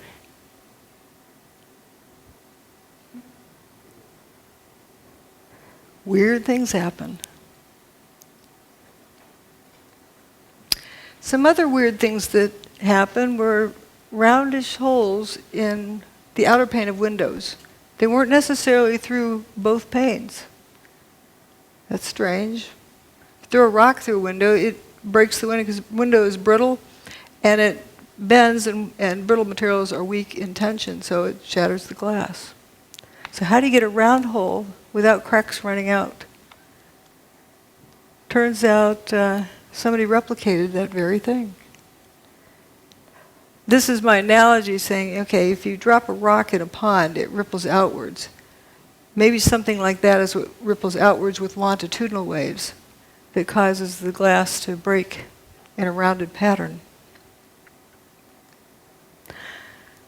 Now let's think about hurricanes. What do they do? Well, Hurricane Andrew drove this 2x4 through a tree. Piece of plywood. And with tornadoes, I'm sure you've all heard about straw through trees. It's not because they're flying fast. Something weird is going on.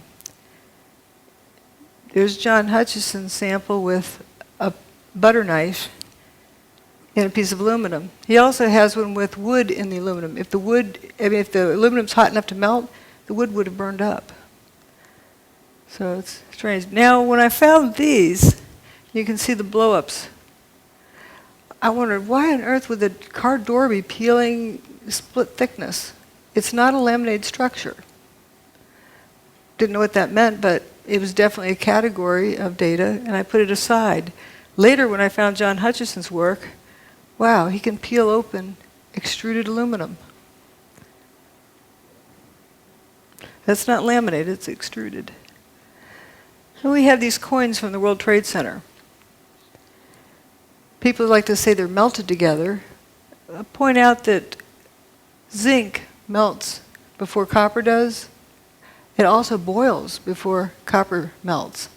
So that would likely explode, but it's one of the lowest, zinc is one of the lowest melting point materials. So what gives? Why is this stuff stuck together?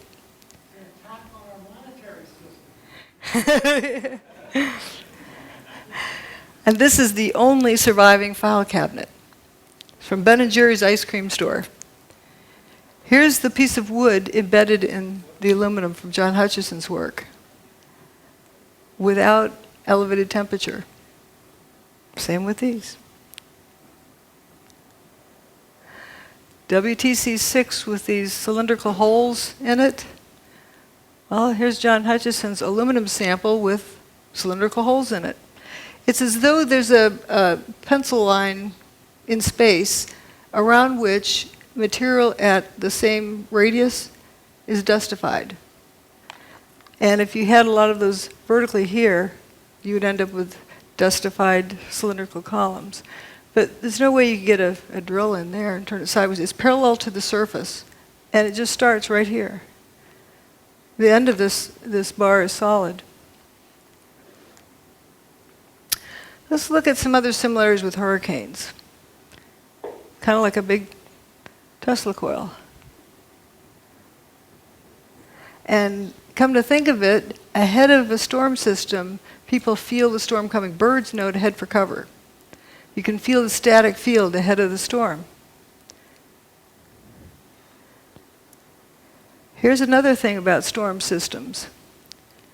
I don't know if this needs a click or not. This is from this past spring in Texas, where there's a bunch of tornadoes, and you had flying trucks. It went across a transport company, trees flying through the air, semi, the trailers, there you go, a couple of semi, look at that, the beds of the trailers hurling, twirling around in the sky and then dropping down from at least 50 feet high down into the ground. We saw trees, there goes another semi. And it's spinning. It's spinning, down it comes, bang, lands on its nose right down at the ground.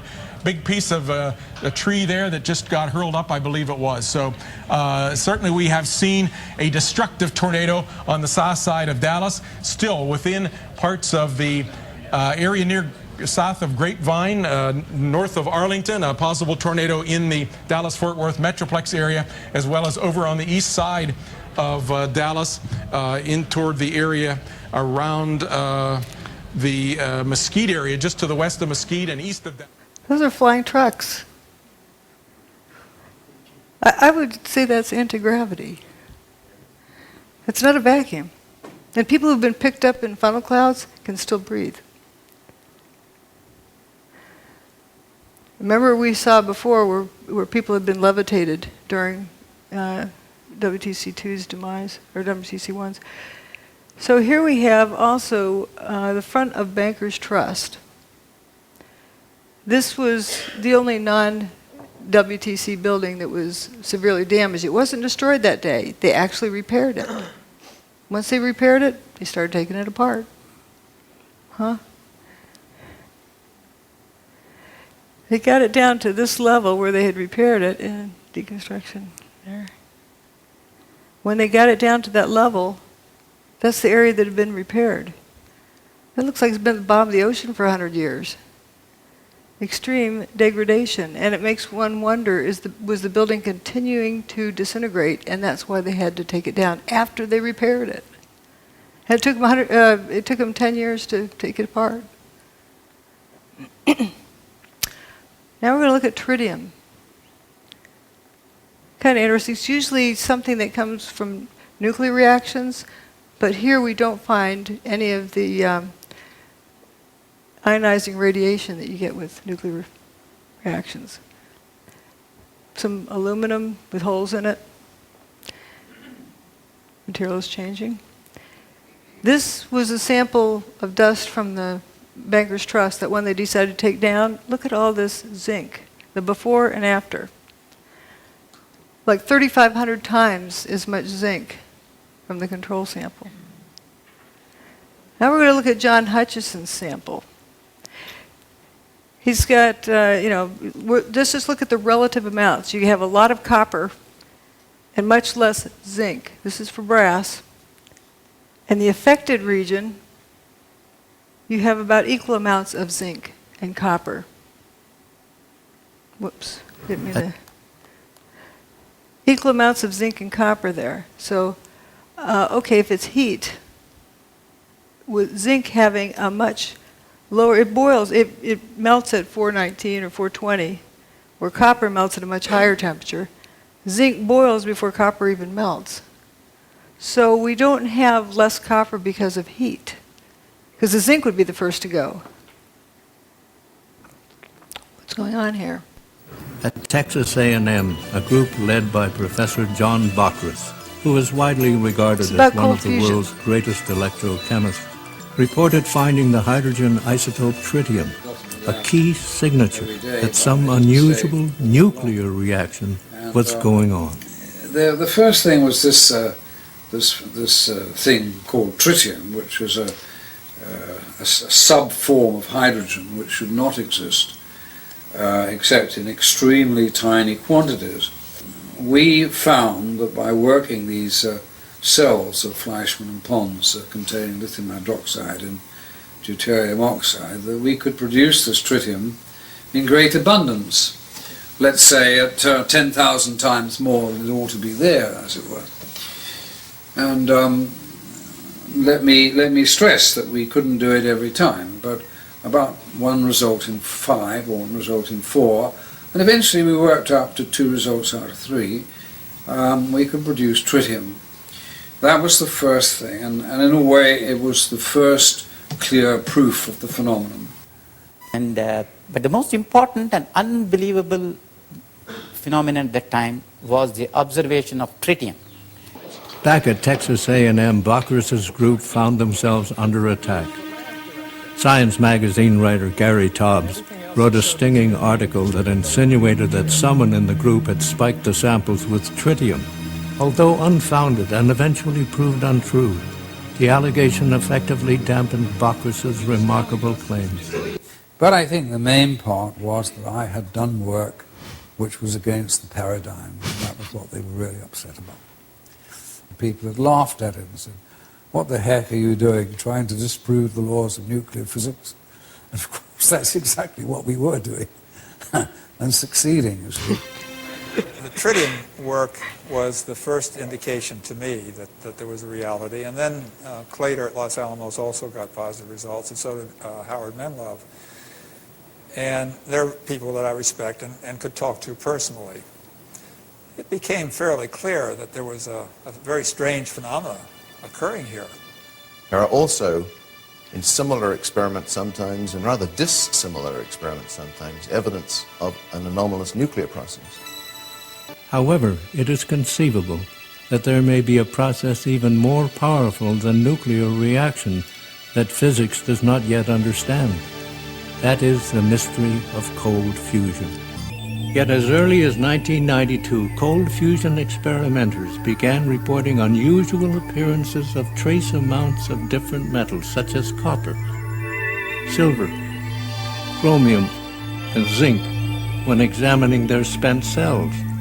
Rechecking for possible contamination, scientists like Bockris and Miley confirmed that indeed new metals and isotopes were being formed, transmuted, during the process which produces excess heat. Kevin Wolf made many measurements of tritium.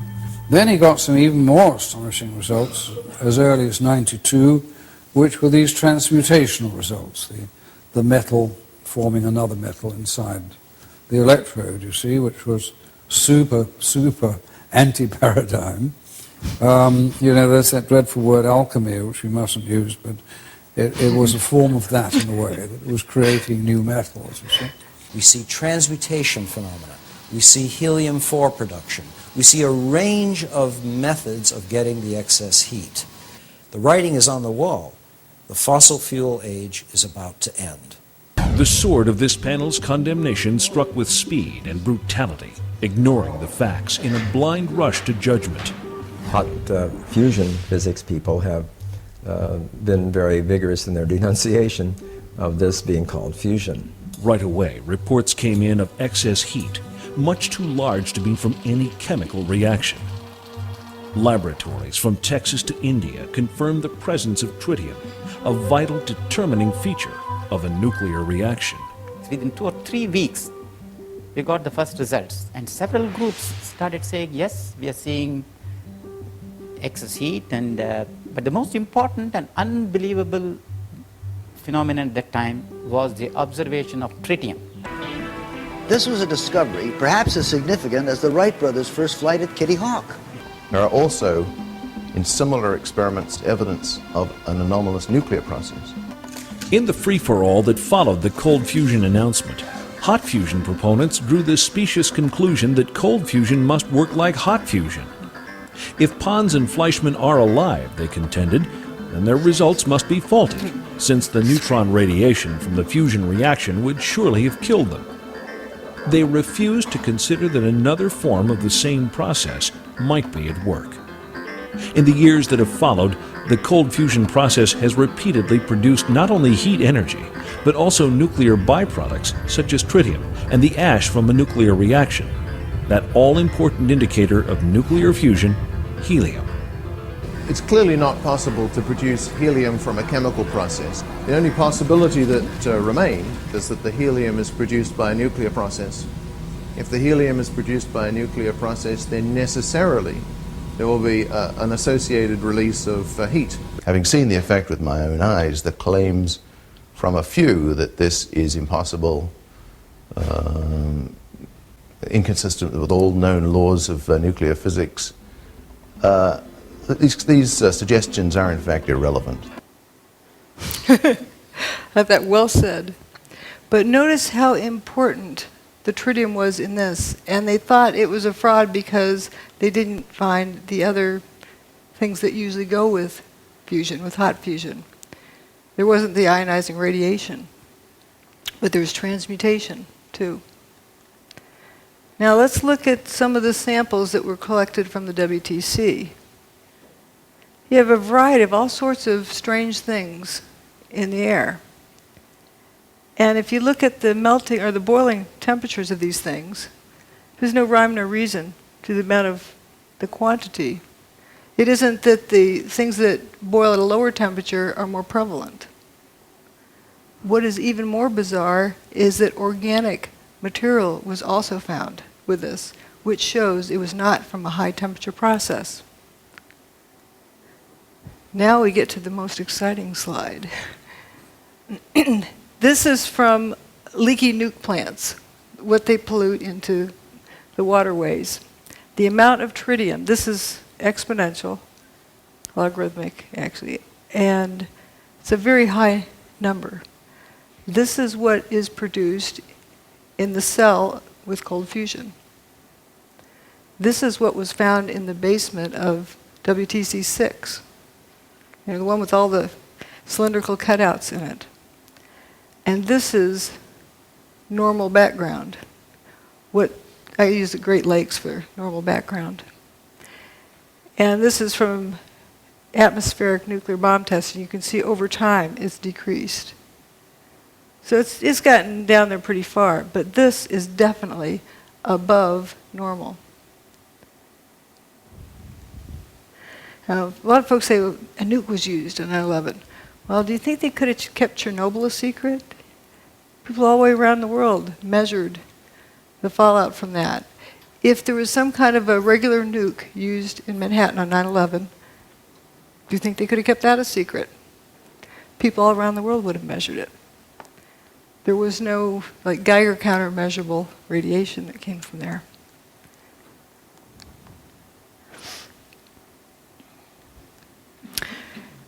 Here are some relative numbers. If compared to what was measured at the World Trade Center in terms of tritium, the background levels are 1/50th. What was measured with cold fusion is 50 times that, but that was in a cell. Keep in mind, the World Trade Center had fire hoses on it, The hurricane rained on it. It was diluted down somewhat. Leaky nuclear plants have 18,000 times that. What was measured at the World Trade Center was definitely above background levels, 50 times background levels. There was tritium there. Now, why? Seems to have a lot in common with cold fusion. Some other categories we didn't look at, the so-called jumpers. Uh-oh. There he goes. We refer to them as jumpers, but did they really jump? They left the building, but we don't know why. Here's the airplane-shaped hole. This wingtip always gets to me, how thin it is. And we have some interesting people up here hanging out of the 105th floor. Closer look, looks like this guy's taking his pants off. This guy has his shirt off. If there's a fire in there, your clothes protect you from fire. We don't see smoke coming out these windows. What's going on here? Why on earth would someone want to take their clothes off outside the building? They want to live. They're hanging on to the building. This guy's hanging from one hand and one foot, taking his pants off. Let's say he has some weird fetish that he just needs to take his pants off. Well, if there's smoke inside, you take a big deep breath, step in, get the pants off, step back out. Why hang from the outside of the building? Well, if I were there and if I was told the building's on fire, I'm going to head to the bathroom right away before we lose water pressure. Wet down whatever extra clothing I have around, wrap it around my head, and head for the stairs. I'd be wet. If the fire sprinklers came on, I'd be wet. If they didn't come on, it was hot, I'd be wet, sweating. Good chance that their clothing was wet. Now, why would they want to take off wet clothing? You ever heard of active denial system? I'm not saying that's what this is, but just as a parallel. It's a microwave, they put it for crowd control. And it makes you think that you're burning up, so you just have to get out of there. You just leave no matter what. You don't think about it. So maybe some people were jumping from that. Would be a good reason why you'd want to take your wet clothes off. Microwave is many times worse for wet clothing. I don't know if that's what it was, but it's consistent with something like that going on inside the building, but not outside the building. And we do know the building was turning to dust inside for the hour before its demise. There's people who say it was thermite. Okay. What? Reports of it, as well as evidence of it in other ways. But there's a cute story about a new probationary officer, first day out of school for being a firefighter, and he's supposed to stick with his boss.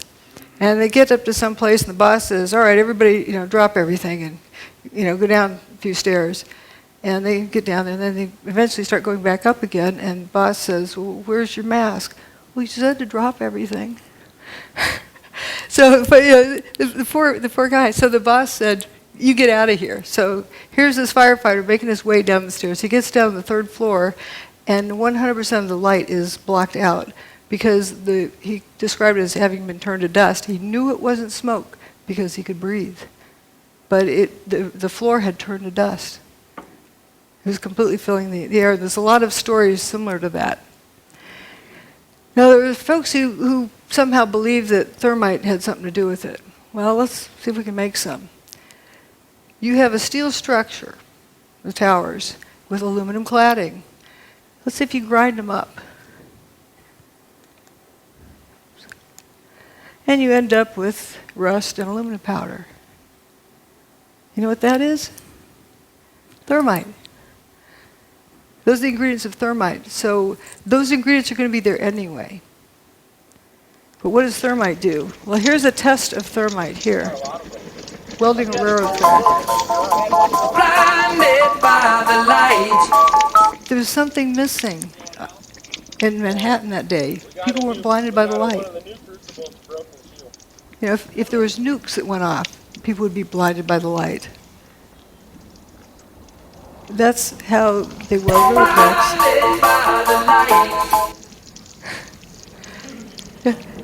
You know, how do you have, you know what a sparkler is, 4th of July sparkler?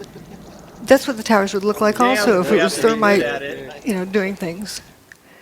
It doesn't do it in the dark.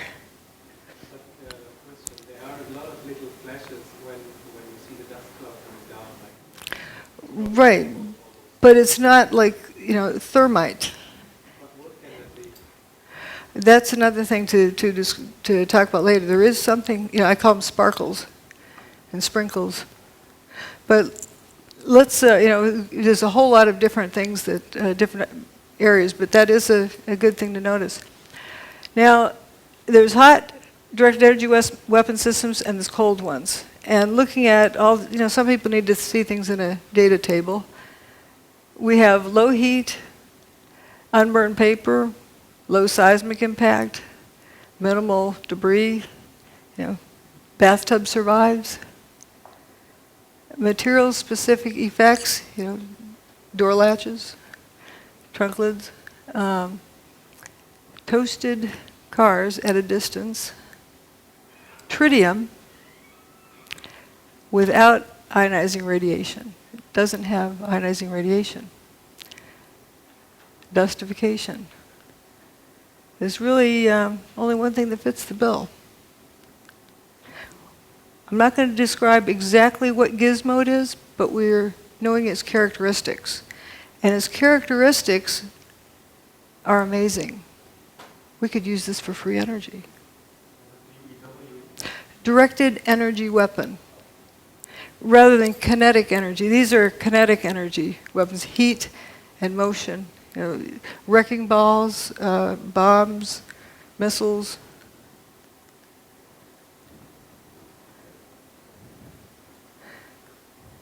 This is from 1989. Science by Press Conference. This Is it a Stevie shortcut Jones. to fusion energy? I don't want to disappoint anyone. I think I'll read my lips answer here, and then I'll carry on. I think that'll become clear why I'm saying that. Can you read my lips on that back in the back? It says no. Energy is a long way off. That's why I say no. This is our result. It's just way off. It's I think a door that's open to us, but really a door on physics more than on energy. Geophysics in particular could be an interesting area. Don't go there, don't research there. But then he calls for a vote, and he holds up his hand. Let's vote to destroy the careers of Pons and Fleischmann, and vote that it's not science. Why I'm bringing this up is we want to be sure this doesn't happen again. Here, he raises his hand. Department of Energy funding. And we have Steve Koonin, who was just appointed by the first administration of Obama to an undersecretary of the Department of Energy.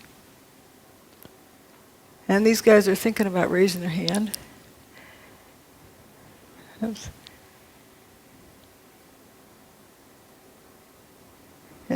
Peer pressure causes people to do things like this too. If everyone else holds their hand up, you start holding your hand up. You don't want to be caught not holding your hand up. But they're determining science by vote. Opportunism, Jones insisted on going public quickly with his opportunism. Jones insisted on going public quickly with his opportunism. Jones insisted on going public quickly with his opportunism. Jones insisted on going public quickly with his All right, let's stick there. Now let's look. The building turned to dust. Something did that. People say, well, you don't know of a technology that did that, so therefore it didn't, happen. Wait, you start out with determining what happened first. It's very important because if you start out with what you know, you won't get there because you've never seen this before. But we know it happened, so therefore there is a technology that exists that can do this. That technology can also be used for free energy. Now let's vote on that. The tower's gone. So this is more of determining facts. Did they mostly turn to dust?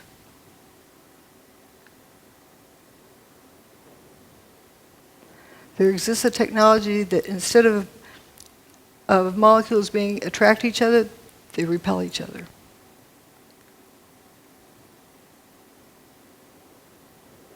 What happened is not impossible because it happened. This is another Charlie Pound song about gatekeepers.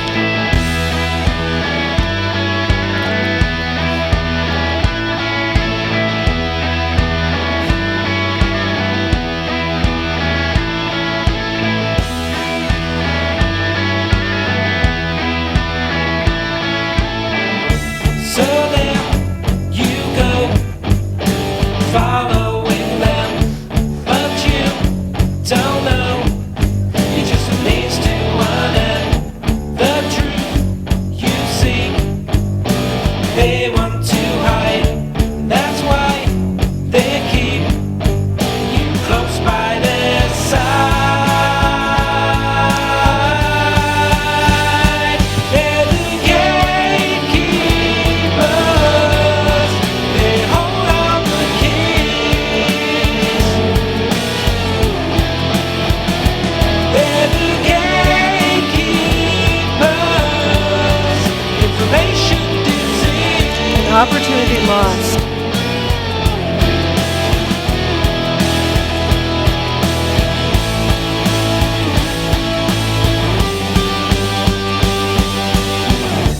High in the sky is all you've been fed. I think that is why you forgot your own head. Sometimes you need to be cruel to be kind. That makes me believe you've lost your own minds. To the gatekeepers, they hold on the keys. They're the gatekeepers. Information disease.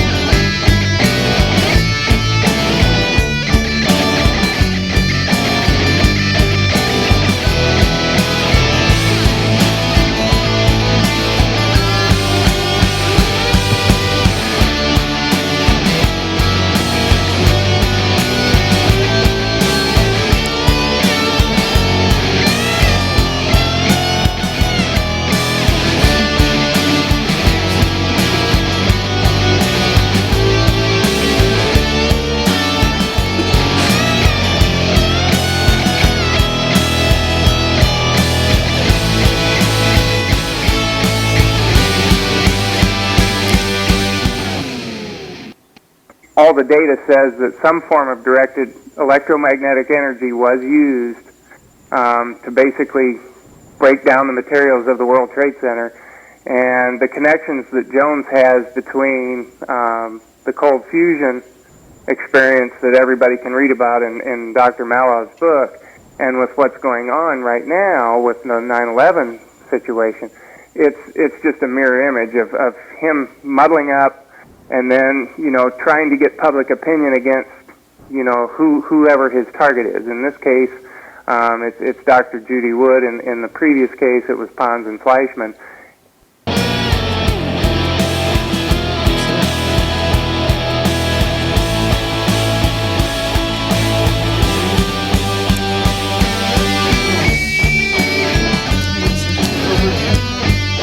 The important part is to realize we don't want history to repeat.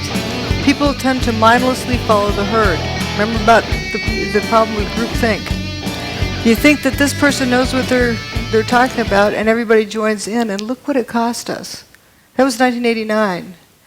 And it took 20 years to somewhat vindicate Fleischmann, but it was too late. And we don't want that to happen again. And it's very important for each one of us to hang on to our own thoughts. Be independent. And otherwise, people get herded off to one side or the other.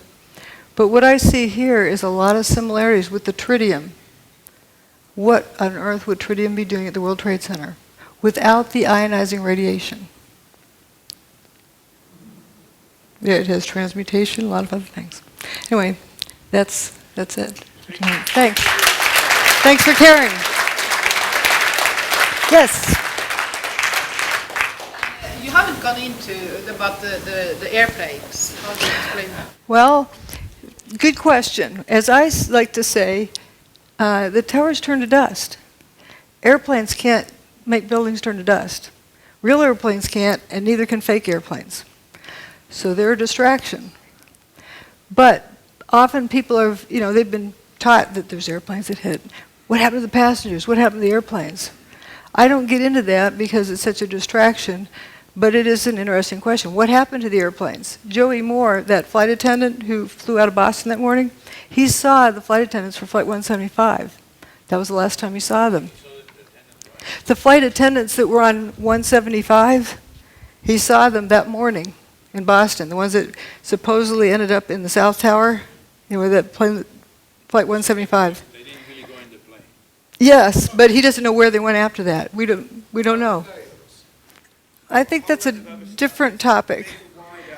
What I'm talking about here today, I'm presenting evidence of what happened. Not theories, not ideas, but evidence. And that evidence, the silver lining in that horrible cloud, is that it is a demonstration of free energy technology. I don't disagree with you on that. And that is what I am talking about here today. I'm not talking about people's opinions and... I wanted to make the point that Dr. Stephen Jones, he lives in a neighboring town of mine in Spring City, I'm in Utah, is a good friend of mine and of my parents. They're actually in an intentional community together, so I got a very tight connection with him. And what I've learned today and yesterday about Stephen Jones is very troubling to me, and basically plays the role of a decoy, don't look here type of thing. And the reason that that's supported is because he has this evidence and he has not gone with it. It's, to me, blatantly obvious. So I commit to you that I will sit down with my good friend, Stephen E. Jones, who he knows me inside and out. And I know it's not inside and out, but we know each other really well. And I'm going to be sitting down with him in person with this book in hand, and I will say, Stephen, why don't you go with this story? Because this is very, very, very obvious. Yeah. And I will then report on my conversation, and I will either explain where the mental disconnect is on his part, that he didn't see this, now he does, or that he is indeed the decoy, and he's trying to divert attention as a government plant to get us to look the other way and not see something that we should be seeing that she's pointed out. Right. Thank you. Yes? Yeah, in addition to that, your story is so crystal clear, actually, that I'm curious. I can see that you don't get staged on mainstream television. Okay. But the interesting thing is and to see where you get staged in the alternative media. Because usually I don't get much of a stage there either. But that's changing, and thank you to Jerome for inviting me here to this conference, and that is wonderful. Yes. Yeah. If you want to read my blog, that will give you a catalogue of how Judy has been excluded from the alternative media with the evidence showing exactly who is responsible for that. He's documented it since 2006. You can download my blog with a Kindle, an iPad, and actually also a free audiobook from my website. I'll mention this tomorrow. but anybody who wants to download that tonight, they can even get a free audio version because some kind lady in New York decided to do an audio book of my whole book, 370 pages, and took it upon herself to do it. So it's now in a completely accessible format for anybody that wants to read it. Free. That's good. Let's see some other questions. Here. Yes. Obviously, there was some about John Hutchison on the web, and I know a little bit about him. Have you much experience with John Hutchison and the? I've been there and witnessed the effects of his. He can get it to repeat, but not all the time. Oh, he can get to repeat whenever he wants to. If you want a demonstration, he can get within 20 minutes. He has the thing warmed up and going. And for people who say that there's this rumor that it's not repeatable, there's a picture of John sitting amongst about 50 samples. Shows it's repeatable. Judy. Yes. Over here. Hi. Oh, here. Hi. Hi. Great talk. I really enjoyed it. It was a very good presentation. I didn't seem to be sceptical earlier. I didn't really mean to put that over. But moving on, I'm just trying to clarify. On the one hand, we've got the cold fusion. On the other hand, we've got the kind of Hutchison effect. How do those two gel together? I know you're just saying we're only saying what we can see. But I'm just trying to kind of put it together in my head. But looking at the similarities in the evidence, John Hutchison gets all of the same, transmutation. They may indeed be the same thing. Is what he's using like a microwave type? Yes. Beam. What he uses is interference of at least two different types of energy. He creates a static field using a Van de Graaff generator. He used to use Tesla coil, but he now uses a Van de Graaff generator, and creates a static field, and within the static field interferes radio frequency signals like microwave. And within that zone, or someplace within that zone, these effects occur. And would you say that the cold fusion type effects, the effects of tritium, was as a result of that exotic energy? It's not that it's like I mean, when I think of cold fusion, I think of electrolytic process, but a solution. But it seems like there's an awful lot of things in common with it. Yeah, fascinating. Like, let's go study it. But, yes. Here in Holland, there were television images. Sorry. Yeah. Here in Holland, there were images on television for weeks on to go with all kind of trucks transporting rubble from ground zero to another place. It went on for weeks on television here. So that gives you the impression there was It actually went on at least debris. till 2007. I was visiting the site in 2007, and there were trucks coming going then. They were bringing dirt, stirring it around, scooping it up, taking it out, bringing in more dirt. Looked like potting soil, really rich dirt. And a lot of it, coming in, going out, coming in, going out. And if you look at what was there, I don't know if you saw my first presentation, that there's this lack of rubble. And Peter Jennings talking from the studio, talking to George Stephanopoulos on the scene, George, we've been wondering, where's all the rubble gone?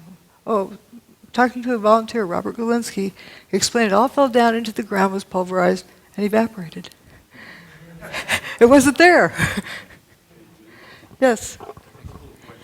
Yes. It seems to me that you're focusing a lot on the main two towers and around, but on the fact that Building 7 was actually demolished or whatever 7 hours later changes any logical to explain what they pretend to say that happened. How this other building, 5 hours later, is going to end up coming down. And then also, you didn't mention anything about the one plane that supposedly hit the Pentagon. I'm talking about what happened at the World Trade Center. For you specifically don't want to get into. Well, I'm staying focused on this. There was the most amount of evidence available for this. Also, there was a report which gave me a legal avenue to go after the contractors on the NIST report. What about the Building 7? You didn't seem to. I covered it also in the earlier talk. There's a whole lot of similarities with it. It was turning to dust throughout the day internally. And you saw an enormous amount of material pouring out of the building, one face and one face only for most of the day. And when it went away, it didn't make a seismic signal that traveled through the earth. It only left a surface wave. It did not slam to the earth. And the surface wave that it left was almost a non-existent event. Right. Question over here. All this material going out. Yeah, the facade was about all that was left, and it was almost silent. And you can see it if you look at some of the images of it as it's coming down. A lot of people say, well, it looks like a controlled demolition, but I have photos of it like 1 second apart where you see it, suddenly all the floors are frothing up. You know, just. Well, why would you say they took so many hours after instead of doing it at the same time than the other? You have to ask them. Yes, Judy. This is a question about John Hutchinson. You mentioned that it was electrostatic field. He built up a large static field, and then he had more than one microwave, so there was some type of interference phenomena. So here's the question. Is the interference points, was it where the field was bucking and thus we're kind of on an antinode?